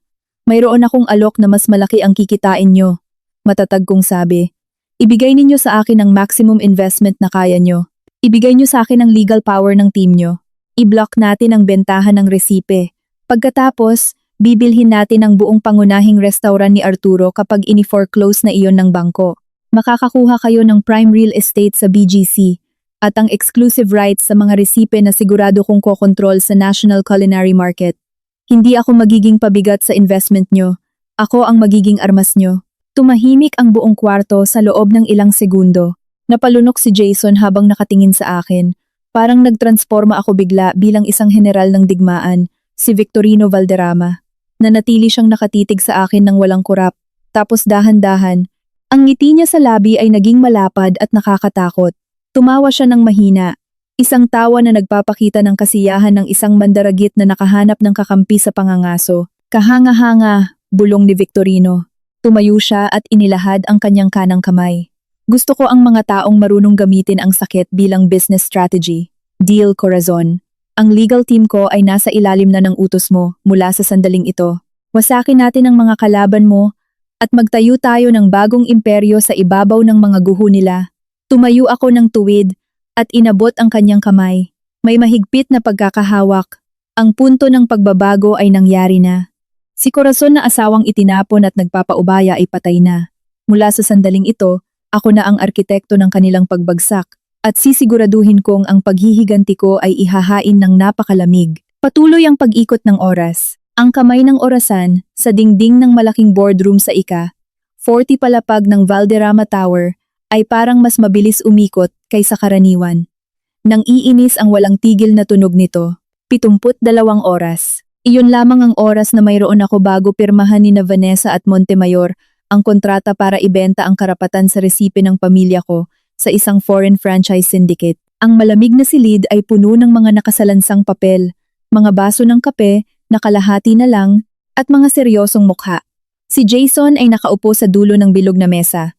Mapupula ang mata dahil kulang sa tulog. Walang tigil ang kanyang mga daliri sa pag-type sa laptop. Sa kabilang banda, si Attorney Carlos, ang head legal counsel ni Victorino, ay nakikipag-usap sa telepono na may mataas na boses, nakikipagtalo sa kausap sa linya. Ako naman ay nakatayo sa harap ng malaking salamin, pinagmamasda ng syudad. Magulo ang isip ko. Mula pa noong matapos ang meeting sa food festival kahapon, dinala agad ako ni Victorino sa kanyang headquarters. Formal na kaming nagdeklara ng gyera, pero ang labanan pala ay mas mahirap kaysa sa inaasahan ko. Miss Corazon, tawag ni Attorney Carlos matapos ibaba ang telepono. Ang lalaking nakasalamin ay huminga ng malalim at niluwagan ang kanyang necktie. Mayroon akong masama at magandang balita. Lumingon ako, nakahalukip-kip. Simulan natin sa masama, Attorney Carlos. Ang foreign syndicate na iyon, Golden Dragon Group, ay pine pressure si Montemayor na pabilisin ang transaksyon. Mukhang naamoy nila na may internal na problema sa kumpanya ni Arturo. Ang pirmahan ng deed of sale para sa resipe at ang paglilipat ng 20 milyong piso ay mangyayari sa makalawa. Araw ng Biyernes, alas 10 ng umaga sa opisina ng notaryo, itinuro ni Carlos ang isang dokumento sa mesa. Kung mangyari ang pirmahang iyon, sobrang mahihirapan na tayong bawiin ang karapatan dahil ang bumili ay isang dayuhan at may cross-border legal immunity. Nanlumo ako. Sa makalawa, nabawasan ang oras ko. Ano ang magandang balita? Tanong ko ng malamig, tinatago ang aking kaba. Bumukas ang dobling pintuan ng boardroom. Pumasok si Victorino Valderrama, suot ang kanyang mamahaling suit. Ang kanyang presensya ay nagpapahiwatig ng autoridad. Agad siyang umupo sa dulo ng mesa at tiningnan ako. Ang magandang balita, si Victorino ang sumagot. Nakahanap si Carlos ng legal loophole para harangin ang transaksyon bago mag-Biyernes. Hawak nga ni Montemayor ang special power of attorney mula kay Arturo, pero valid lamang iyon para sa corporate assets. Ang copyright ng mga resipe ay hindi kailanman formal na narehistro bilang intellectual property ng kumpanya ni Arturo. Ibig sabihin, nasa gray area pa ang status nito. Napakunot ang noo ko. Ibig sabihin, kung hindi pa nakarehistro, paano iyon ibebenta ni Montemayor? Binebenta nila iyon bilang trade secret, hindi bilang official patent. Mabilis na sagot ni Carlos. Pero kung mapapatunayan ninyo na kayo ang legal na lumikha o nagmamay-ari ng mga formula bago pa man naitayo ang kumpanya ni Arturo, pwede akong mag-file ng emergency injunction sa korte para i-freeze ang transaksyon nila sa makalawa. Ang tanong, mayroon ba kayong ebidensya? Hindi ako sumagot gamit ang salita. Naglakad ako papunta sa aking bag, binuksan ito at kinuha ang lumang aklat na may katad na pabalat. Inilapag ko ito sa gitna ng glass table, sa mismong harap ni na Victorino at Carlos. Isinulat ng tatay ko ang librong ito 30 taon na ang nakakalipas. Matatag kong sabi. Maingat kong binuksan ang pahina. Dilaw na ang mga papel. Medyo kupas na rin ang tinta. Nakalista rito ang petsa kung kailan ginawa ang bawat resipe, mga sangkap, paraan, at may selyo pa nga ng barangay namin sa Pampanga noong may maliit na karinderya pa ang tatay ko. Ang mga petsa rito ay higit 12 taon bago pa magtayo si Arturo ng unang restaurant. Ito ang ebidensya ko. Nagningning ang mga mata ni Carlos. Isinuot niya ang reading glasses at masusing tiningnan ang mga pahina. Kahanga-hanga. Ang tinta at klase ng papel na ito ay pwedeng isubject sa forensic testing. Ito ang panalo natin, Miss Corazon. Dahil dito, kaya ko nang asikasuhin ang pag-freeze sa transaksyon. Gawin mo na ngayon, Carlos. Huwag kang mag-aksaya ng oras, utos ni Victorino. Agad na isinilid ni Carlos ang libro sa isang plastic folder ng buong pag-iingat, yumuko bilang paggalang, at nagmamadaling lumabas upang ihanda ang injunction. Nakahinga ako ng maluwag. Nasolusyonan na ang isang malaking problema. Ngunit sandali lang iyon dahil tinapik ni Victorino ang kanyang daliri sa mesa. Ang problemang legal tungkol sa resipe ay posibleng maayos bago mag-Biyernes. Pero may isa pa tayong malaking hadlang. Corazon, tawag ni Victorino. Ang kanyang mga mata ay nanlilisik. Pera. Si Jason na kanina patahimik ay iniangat ang kanyang ulo. Anong ibig mong sabihin, sir? Di ba pumayag na kayong mag-invest? Sumandal si Victorino. Ako nga ang presidente ng kumpanya, pero hindi biro ang halagang pinag-uusapan natin. Upang mabili ang pangunahing gusali ng restaurant ni Arturo na ifo-foreclose ng bangko, mabayaran ang utang para makuha natin ang kontrol, at mapondohan ang kusina ni Cora pang national, kailangan natin ng 100 milyong piso, 100 million pesos in cash. Medyo nangatog ang tuhod ko nang marinig ang halaga, ngunit pinilit ko pa ring tumayo ng tuwid. Ang 100 milyong piso ay hindi ko pwedeng i-release nang ako lang ang pumirma, patuloy ni Victorino. Kailangan ko ang approval ng board of directors at ng mga main shareholders. Bukas ng hapon, mayroon tayong emergency board meeting. Sila ay mga konserbatibong matatandang lalaki na ayaw sumugal. Kung tatanggihan nila ang proposal, wala tayong pera para isakatuparan ang paghihiganti mo. Bakit nila tatanggihan? Tanong ko. Dahil bibili tayo ng negosyo na sira na, prangkang sagot ni Victorino. Mas gusto nilang mag-invest sa negosyong sigurado na. Ang bumili ng sirang imperyo at gawin itong imperyo mo, masyadong malaki ang risk sa papel. Bukas ng tanghali, Corazon, ikaw ang kailangang kumumbinsi sa kanila. Ikaw ang magpipitch. Natahimik ako. Ang pagharap sa mainit na kaldero at mga galit na customer ay ang aking forte. Pero ang tumayo sa harap ng mga bilyonaryong nakasuot ng suit na nagkakahalaga ng daan-daang libo at mag-explain ng business projection na kakaaral ko pa lang kay Jason, parang pinapalipad ko ang isda. Ate Cora, mahinang bulong ni Jason. Namumutla ang mukha. Alam niya kung hanggang saan lang ang kaya ng isip ko pagdating sa corporate terms. Napayuko ako at tiningnan ang mga kamay ko. Magaspang ang mga kamay ko. May peklat dahil sa tumalsik na mainit na mantika at may kalyo sa hinlalaki dahil sa paghawak ng kutsilyo sa loob ng 20 taon. Hindi ito kamay ng isang edukadong CEO. Ito ay kamay ng isang ina, isang asawang itinapon, at isang tagapagluto. Biglang may umapoy sa dibdib ko. Ang galit. Naalala ko ang maangas na mukha ni Vanessa, ang nakakainsultong ngiti ng biyenan ko, at ang malamig na tingin ni Arturo ng gabing iyon. Kung aatras ako ngayon, panalo sila. Kung susuko ako dahil takot ako sa mga matatandang nakasuwit, ang resipe ng tatay ko ay mapupunta sa ibang tao. Iniangat ko ang mukha ko, nakatingin kay Victorino na may nag-aapoy na determinasyon. Hindi ako marunong gumawa ng magandang charts o graphs sa presentation, Sir Victorino, malakas kong sabi. Umalingaw-ngaw ang boses ko sa tahimik na silid. Hindi ako makakapagsalita ng perpektong English at hindi ko alam ang mga komplikadong terms sa ekonomiya. Tinaasan ako ng kilay ni Victorino. Paano mo sila kukumbinsihin?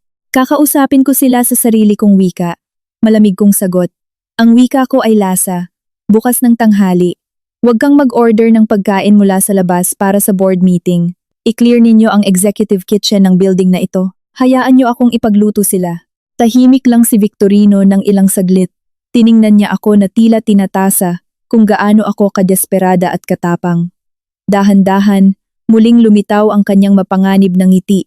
Isusugal mo ang 100 milyong piso sa ibabaw ng plato. Isinusugal ko ang buhay ko rito. Walang pag-aalinlangang sagot ko. Tumawa ng malakas si Victorino na bumasag sa tensyon ng kwarto. Sige, Jason, ihanda mo lahat ng pinakamagandang sangkap na hihingin ng tita mo ngayon din. Corazon, bukas ang stage mo. Huwag mo akong ipahiya dahil dinepensahan kita. Kinabukasan, 1:00 ng hapon, parang higanteng refrigerator ang lamig ng main boardroom sa top floor ng Valderrama Tower. 6 na lalaki at 2 babaeng nasa kalagitnaang edad ang nakaupo sa paligid ng mahabang mahogany table. Matatalas at mapanuri ang kanilang mga mukha, puno ng arogansya ng mga old money. Sa dulo ng mesa, tahimik na nagmamasid si Victorino. Ako ay nakatayo malapit sa pinto, nakasuot ng malinis na white chef uniform na ibinigay ni Victorino, kasama ng itim at eleganteng apron. Si Jason ay nasa likod ko, hawak ang clicker ng projector. Nanginginig ang mga kamay, 15 minuto na ang lumilipas sa presentation.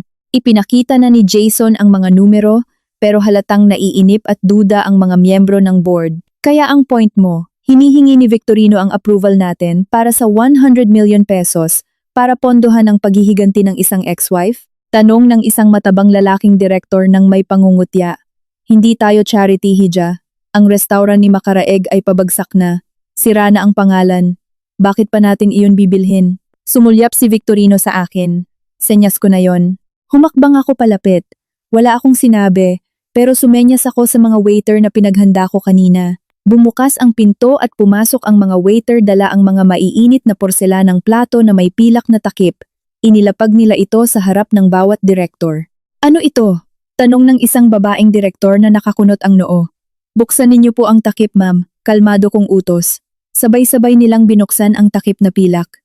Sa isang iglap, ang matapang na amoy ng pampalasa, pinagsamang amoy ng sarsa at karneng pinalambot ng mabagal, ay sumabog sa steril na kwarto. Sa ibabaw ng plato ay nakahain ang beef caldereta gamit ang mamahaling wagyu beef. Napakalambot ng karne na halos natutunaw na kapag idiniin ng tinidor, inihain kasama ng mainit na kanin at badbad ng malutong na bawang. Hindi ito tungkol sa paghihiganti, mga ginoo at ginang. Basag ko sa katahimikan habang nakatitig sila sa pagkain. Tungkol ito sa monopolyo. Naglakad ako at umikot sa mesa. Sa loob ng 22 taon, napatayo ng asawa kong si Arturo ang bilyon-bilyong halaga ng yaman. Alam niyo ba ang sikreto niya? Hindi ang kanyang management, hindi ang marketing niya. Ang sikreto niya ay nasa aking mga kamay. Ako ang lumikha ng bawat lasa na nagpapuno sa kanyang mga restauran, at ngayon, nawala niya ako. Tiningnan ko ang direktor na kumutya sa akin kanina. Nakasubo na siya ng kanin at karne. Biglang nanlaki ang mga mata niya at napatigil ang kanyang kutsara sa ere. Hindi nakapagsisinungaling ang dila niya. Hindi lang ako ang nawala kay Arturo, nawala rin sa kanya ang buhay ng kanyang negosyo. Patuloy ko. Mas naging buo at may lakas ang boses ko. Bumagsak ang kumpanya niya hindi dahil nawala ang market, kundi dahil patay na ang produkto niya. Ang natira na lang sa kumpanya niya ay ang mga pisikal na ari-arian sa mga pinaka-prime na lokasyon sa BGC na malapit ng i-auction ng bangko sa murang halaga. Tumayo ako sa gitna ng mesa. Tiningnan sila ng isa-isa. Halos lahat sa kanila ay kumakain na ngayon ng mabilis, kinalimutan ang protocol sa meeting. Pinasuko ng luto ko ang kayabangan nila. Ang 100 million na hinihingi ko ay hindi para bilhin ang pangalan ni Arturo. Iyon ay para bilhin ang mga gusali niya ng palugi. Tapos lalagyan natin ng kusina ni Cora. Kukunin natin lahat ng dati niyang customer kasama na ang massive following natin ngayon. Makokontrol natin ang mga prime location at mamomonopolize natin ang lasa. Hindi ito charity. Ito ang pinakalegal na pagnanakaw na magbibigay ng pinakamalaking tubo na magagawa nyo. Puro katahimikan at tunog lang ng pagkalansing ng kutsara at tinidor sa porselana ang maririnig. Pinunasan ng babaeng direktor ang bibig niya at tiningnan ako ng may matinding paggalang. Isang chef na mag-isip ay parang pating. Bulong niya at tumingin kay Victorino. Approved. Ilabas ang pondo. I approve, sabi ng matabang direktor habang nakatitig sa walang lamang plato. Isa-isa silang nagtaas ng kamay. Parang lulumpuhin ako sa sobrang ginhawa ng naramdaman ko, pero pinigilan ko. Tumango lang ako ng marahan at ngumiti ng tipid.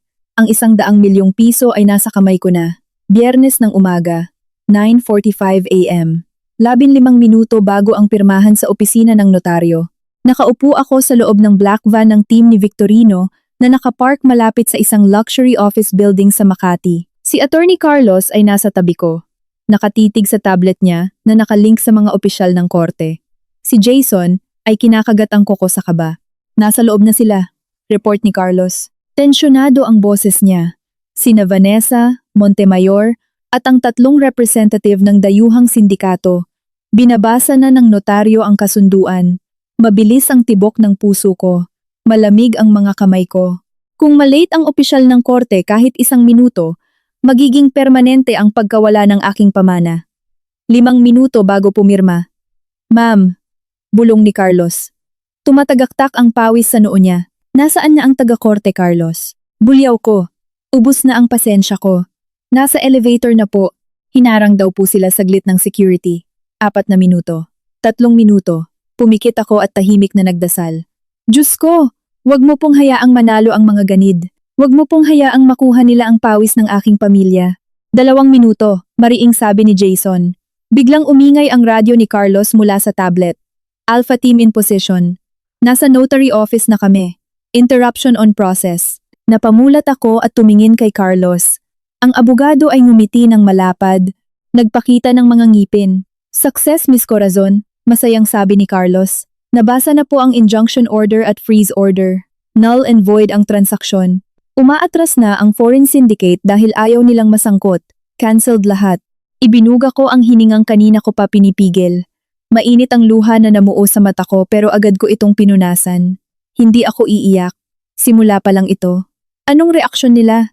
Paos kong tanong. Nakipag-usap pa si Carlos at nakinig. Nagwawala si Vanessa. Ma'am, nagbabasag ng gamit sa loob ng opisina. Si Montemayor naman, pinigilan ng security nung sinubukang tumakas sa fire exit. Ang 20 milyon na pambayad sana ay kinuha pabalik. Wala silang kahit isang sentimo para makatakas pa Switzerland ngayong araw. Sumandal ako sa malambot na upuan ng van at ngumiti. Ang time bomb ay sumabog na, nadurog ang kanilang plano. Sira na sina Vanessa at Montemayor. Malamig kong bulong. Lumingon ako sa bintana, tumanaw patungo sa Ayala Alabang, kung saan nakatayo ang mansyon ni Arturo. Ngayon, oras na para gisingin ang asawa ko mula sa kanyang mahabang pagkakatulog. Sabado. Ang masa ng tinapay sa kamay ko ay malambot at mainit. Kinamada ko ito. Inilalabas ang natitirang stress mula kahapon, maaraw at maaliwalas sa labas. Nire-renovate na rin ang kusina ni Cora para mas lumawak. Ate Cora! Sigaw ni Jason mula sa kaha. Dala-dala ang isang tablet na nanginginig ang mga kamay. Si Manang Rosa, naka-video call. Inabot niya sa akin ang tablet. Kailangan mo itong makita ngayon din, ate. Sumabog na talaga. Pinunasan ko ang mga kamay ko at kinuha ang tablet. Sa screen, mukhang tensyonado si Manang Rosa. Ang background ay madilim, sa may hagdan ng mga katulong sa mansyon ni Arturo. Rinig ang sobrang ingay mula sa sala. Ma'am Corazon, naririnig niyo po ba ako? Bulong ni Manang Rosa. Lumilingalinga sa paligid. Oo, Manang. Anong nangyayari diyan? Bakit ang ingay? Tanong ko. Sinugod po ang bahay natin, ma'am. May mga pulis, may tagabangko, may mga guwardiyang malalaki. Iikot ko po yung kamera para makita nyo. Nang iikot ni Manang Rosa ang kamera, dahan-dahang sumilay ang ngiti ko. Sa gitna ng magandang sala, nakatayo si Arturo, ang asawa ko, ang dating asawa ko. Napakaawa ng itsura niya. Naka-bathrobe lang siya na gusot, magulo ang buhok, at namumula ang mukha dahil sa galit at pagkalito. Kaharap niya ang tatlong lalaking nakasuit na may badge ng bangko at ilang pulis. Ano bang ibig sabihin nito? Sinong nagbigay sa inyo ng karapatang pumasok sa bahay ko? Sigaw ni Arturo. Magandang umaga, Mr. Arturo Macaraeg. Ako po si Ridwan, head ng foreclosure department ng Philippine National Apex Bank. Kalmadong sagot ng nakasalaming pinuno ng bangko. Dala po namin ang foreclosure and execution order mula sa korte. Mula sa oras na ito, ang bahay na ito at lahat ng nakalistang properties mo ay kinukumpis ka na ng bangko. Tumawa ng mapang-insulto si Arturo. Kinukumpis ka? Nagkakamali kayo ng tao. Bilyonaryo, ang Macaraeg Restaurants. Wala akong utang kahit isang sentimo sa bangko nyo. Lumabas kayo bago ko tawagan ng abogado ko. Ang abogado mo po na si Attorney Roberto Montemayor ay kasalukuyang nakakulong dahil sa estafa at money laundering. Malamig na tugon ni Ridwan. Natigil sa pagtawa si Arturo. Nanginig ang kanyang mga labi. Ano kamo? Nakakulong si Montemayor? Inabot ni Ridwan ang dokumento sa mismong harap ni Arturo. 3 araw na ang nakararaan. Ginamit ni Montemayor ang special power of attorney na ikaw mismo ang pumirma para isangla ang lahat ng titulo mo, pati na ang bahay na ito. Kumuha sila ng 50 million pesos na cash loan at dahil na-freeze ang account nila kahapon, pumalya ang bayad, kaya agad na kino-foreclose ng bangko ang mga collateral. Imposible yan. Hindi ako pumirma ng ganong dokumento! Sigaw ni Arturo. Inagaw ang papel at binasa. Natigilan siya sa huling pahina. Ang sarili niyang pirma ay malinaw sa ibabaw ng notaryo. Umiling-iling lang ako na nanonood sa tablet. Alam kong siya ang pumirma niyon habang lasing at nabulag ng pagnanasa kay Vanessa. Vanessa! Vanessa! Biglang sumigaw si Arturo na parang baliw. Narinig ko ang bulong ni Manang Rosa sa microphone. Ma'am, kaninang madaling araw pa tumakas si Vanessa. Nakita ko siyang may bitbit na maliit na maleta. Wala nang laman ang kwarto niya pati yung vault ni Sir. Umakyat si Arturo sa kwarto at maya-maya'y may narinig kaming mga kalampag at sigaw ng pagka-frustrate mula sa itaas. Bumaba siyang bagsak ang balikat. Walang laman ang mga mata. Ang taong puno ng kayabangan sa loob ng 22 taon ay durog na ngayon. Nawala ang asawa. Niloko ng abogado. Ubos ang pera. Saktong lumabas si Doña Carmela na nakasuot pa rin ang kanyang mamahaling duster at nakasaklay. Arturo! Ano bang ingay ito? Bakit may mga pulis sa bahay ko? Palayasin mo yan. Utos ng mayabang na matanda. Ma, bangkarote na tayo ma. Bulong ni Arturo. Napaluhod sa sahig habang hawak ang ulo. Tinakbuhan tayo ni Vanessa at Montemayor. Ubos na pera natin. Kukunin ng bangko ang bahay na ito. Nahulog ang baston ni Doña Carmela sa marmol na sahig. Anong sinasabi mo? Anong bangkarote? Akin ang bahay na ito. Pasensya na, Doña. Malamig na sabat ni Ridwan. Ang bahay na ito ay pag-aari na ng gobyerno. Binibigyan namin kayo ng 24 oras para mag-empake. Bukas ng umaga isesil na ito. Pagkabukas ng pinto, patakbong pumasok sina Joaquin at Isabela na parehong tarantang-taranta. Papa! Ano to? Sigaw ni Joaquin sabay hagis ng susi sa mesa. Batak ang kotse ko ng bangko. Tapos block ang credit cards ko. Papa, pati cards ko declined. Sobrang nakakahiya sa mall kanina. Iyak ni Isabela. Tiningnan ni Arturo ang dalawang anak na may pumatak na luha. Wala ng cards anak. Wala ng kotse. Mahirap na tayo. Bukas lalabas tayo rito. Saan tayo titira? Ayokong tumira sa pangit. Marami akong mayayamang friends. Sigaw ni Isabela. Umiyak at nagwala. Samantalang si Doña Carmela ay napaupo, hapong-hapo dahil sa matinding shock. Ang pamilyang dating tumatawag sa akin ng amoy mantika ay ngayoy iiyak dahil magiging pulubi. Hinarap ni Manang Rosa ang kamera sa kanya. Ma'am, umiiyak po si Sir ng dugo. Si Doña mukhang mahihimatay. Naaawa po ako pero nakikita ko rin na karma nila ito. Mag-impake ka na ng gamit mo, Manang. Matatag kong sabi. Huwag kang kukuha ng kahit na anong gamit mula riyan. Kahit maliit, baka akusahan ka pa nila. Damit mo lang. Pumunta ka dito sa kusina ni Cora. Nakahanda na ang bago mong trabaho at mas maayos na titirhan. Sige po, ma'am. Maraming salamat. Naputol ang tawag. Iniabot ko kay Jason ang tablet. Tahimik ang buong kusina.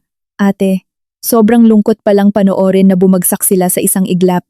Bulong ni Jason. Hindi ba kayo naawa sa mga anak ninyo? Tumingin ako sa bintana. May kaunting kirot. Mga anak ko pa rin sila. Pero agad kong pinatay ang awang iyon. Ang bulok na sugat ay kailangang putulin bago kumalat. Nalason ng yaman ang mga anak ko. Kailangan muna silang mawasak bago matuto. Walang puwang ang awa sa giyera, Jason. Malamig kong sagot. Tumunog ang cellphone ko. Si Attorney Carlos. Ma'am Corazon, nag-confirm na ang bangko. Bukas din i-holding na ang closed auction para sa mga ari-arian ni Arturo. Gusto na nilang ma-cash agad iyon. Siguraduhin ninyong mapapasatin ang lahat ng ari-arian, Carlos. Kahit magkano pa yan, huwag niyong hahayaang makuha ng iba.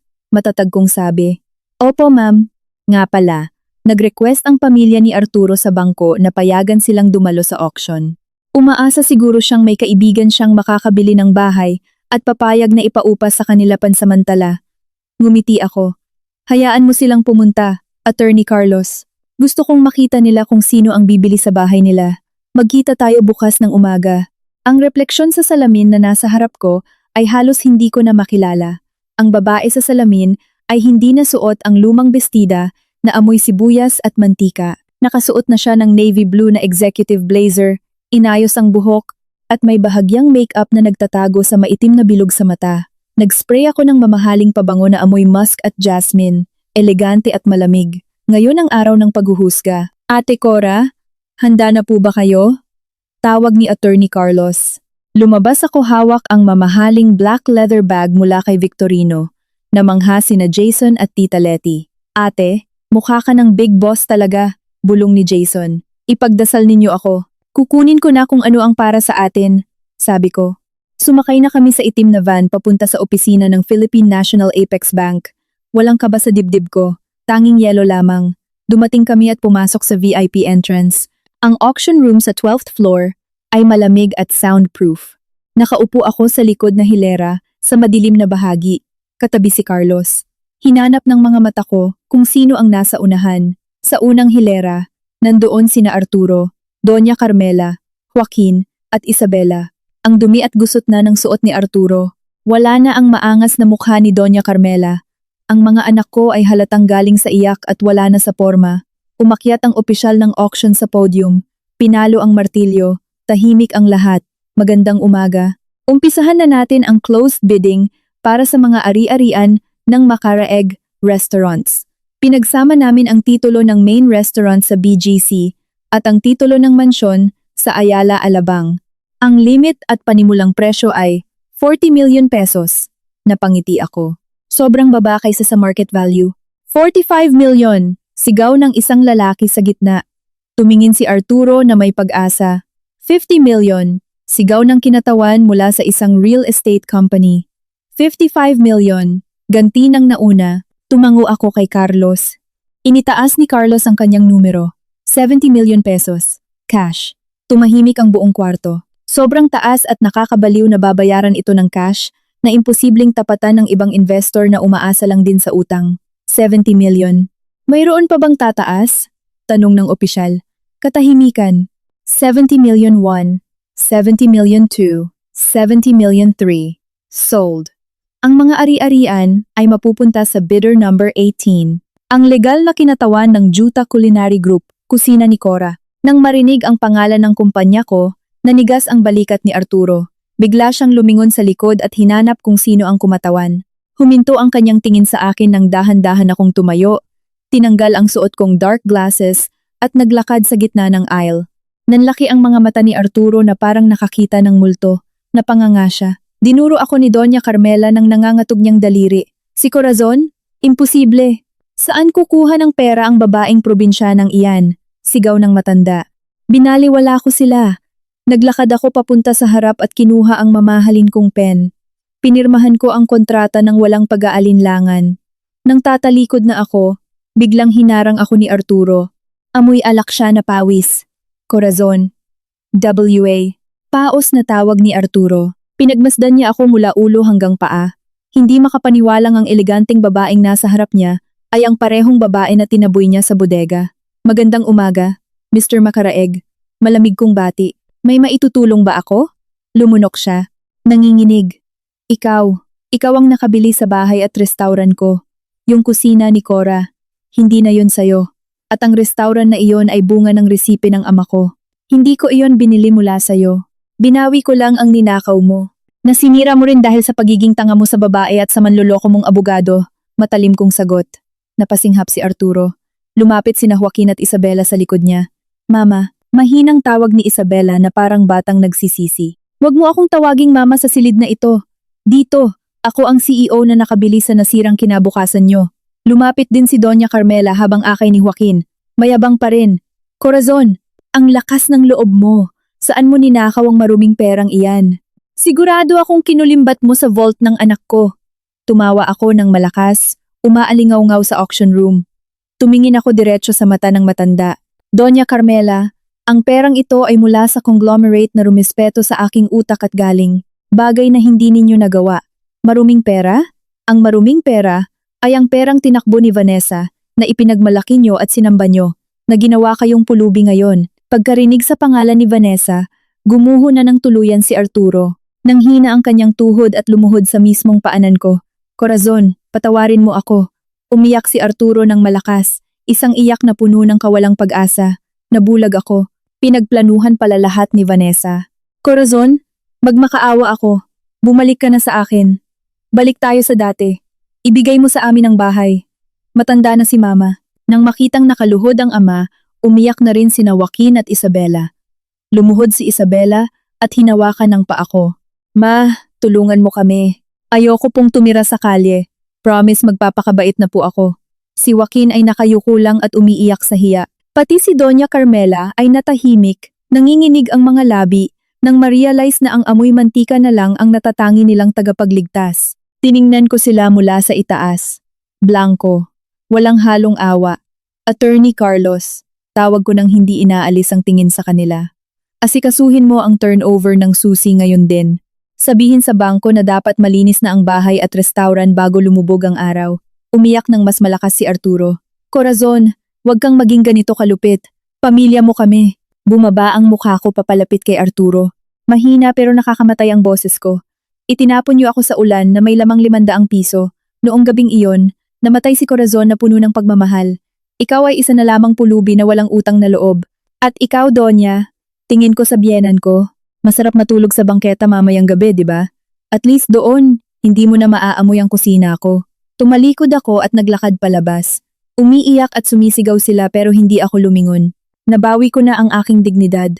Nang gabing iyon sa lumang panaderya ng kusina ni Cora, abala kaming nag-eempake dahil lilipat na kami bukas sa main restaurant. May kumatok sa pintuan. Binuksan ni Jason at bumungad sina Joaquin at Isabela. Madungis, gutom at nilalamig. Napaiyak si Isabela nang makita ako. Ma, gutom na po kami. Buong araw po kaming walang kain. Sina Lola at Papa nag-aaway sa kalsada. Ayoko na po doon. Umiyak din si Joaquin. Sorry mama. Mali po kami. Tiningnan ko silang dalawa. Ang puso ko bilang ina ay may kaunting kirot. Manang Rosa, bigyan mo sila ng mainit na kanin at natirang kaldereta. Utos ko. Kumain sila ng napakabilis. Ginagamit ang kanilang kamay ng walang arte. Ang pagkaing nilait nila dati ang bumuhay sa kanila ngayon. Nang matapos sila, tiningnan ko sila ng seryoso. Hindi ko kayo ibabalik sa mansyon. Ang bahay na iyon ay lugar kung saan kayo naging mayabang. Kumuha ako ng boarding house malapit sa palengke. Walang aircon, walang TV. Bayad na iyon ng 6 na buwan.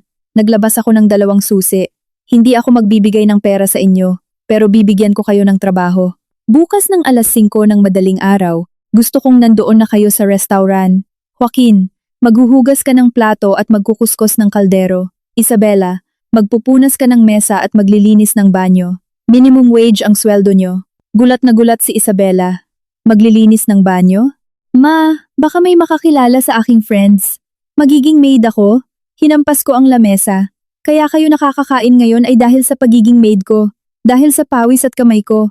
Kung maarte kayo, lumabas na kayo rito at bumalik kayo sa kalsada kasama ng inyong ama. Yumuko si Isabela at umiyak dahil sa takot. Hinawakan ni Joaquin ang kamay ng kapatid niya at tumingin sa akin. Opo ma, gagawin po namin. Handa po akong maghugas. Babawi po kami. Tumango ako. Patunayan niyo sa akin bukas. 1 buwan ang lumipas. Ang malaking neon sign na kusina ni Cora, Macaraeg Heritage, ay umiilaw ng maliwanag sa kahabaan ng BGC. Puno ang restaurant. Nakatayo ako bilang executive chef. Sa isang gilid, si Manang Rosa na naging restaurant manager ay maayos na inaasikaso ang mga VIPs. Sumilip ako sa kusina kung nasaan sina Joaquin at Isabela. Nakasuot sila ng apron at rubber gloves, pinagpapawisan habang naghuhugas ng bundok ng plato, pero hindi sila nagrereklamo. Natututo silang maging tao. Pumasok si Jason at Victorino. Income report, boss. Masayang sabi ni Jason. Umakyat tayo ng 300% dahil sa balitang na bankrupt si Arturo at nahuli ng Interpol sina Vanessa. Ginamit pa tayong marketing na ang pinakamasarap na restaurant ng paghihiganti. Tumawa ako. Lumapit sa akin si Victorino. Ang pinakamagandang investment ko. Nasa listahan na rin ng mga blacklisted sa bangko si Arturo at nakatira sa slum area kasama ang nanay niya, sabi ni Victorino. Nasira na ang imperyo nila. Inaani nila ang itinanim nila. Kalmado kong sagot. Pagkaraan ng ilang oras, pumasok ang sasakyan namin sa Marangyang Mansyon sa Ayala Alabang. Hindi na ito ang impyernong nilabasan ko. Binago ko na ang kulay. Pinalitan ang mga kagamitan. Ito na ang aking palasyo. Sa labas, nakaupo sina Tita Letty, Manang Rosa, at Jason na nagkakape at nagtatawanan. Nilagyan ako ni Manang Rosa ng jasmine tea. Tumingin ako sa paligid. Ang buhay ay parang isang komplikadong resipe. Minsan, makakatikim ka ng pait, maanghang na pagtataksil, at nakakapasong sakit. Ngunit kung marunong kang magtimpla, at kung hindi ka susuko, maaari mong gawin ang sakit bilang pinakamatamis na tagumpay. Ako si Corazon Di Maculangan. Hindi na ako nakatayo sa maalikabok na kusina bilang asawang alipin. Nakaupo ako ngayon sa aking sariling trono, at kagsisimula pa lamang ng aking imperyo.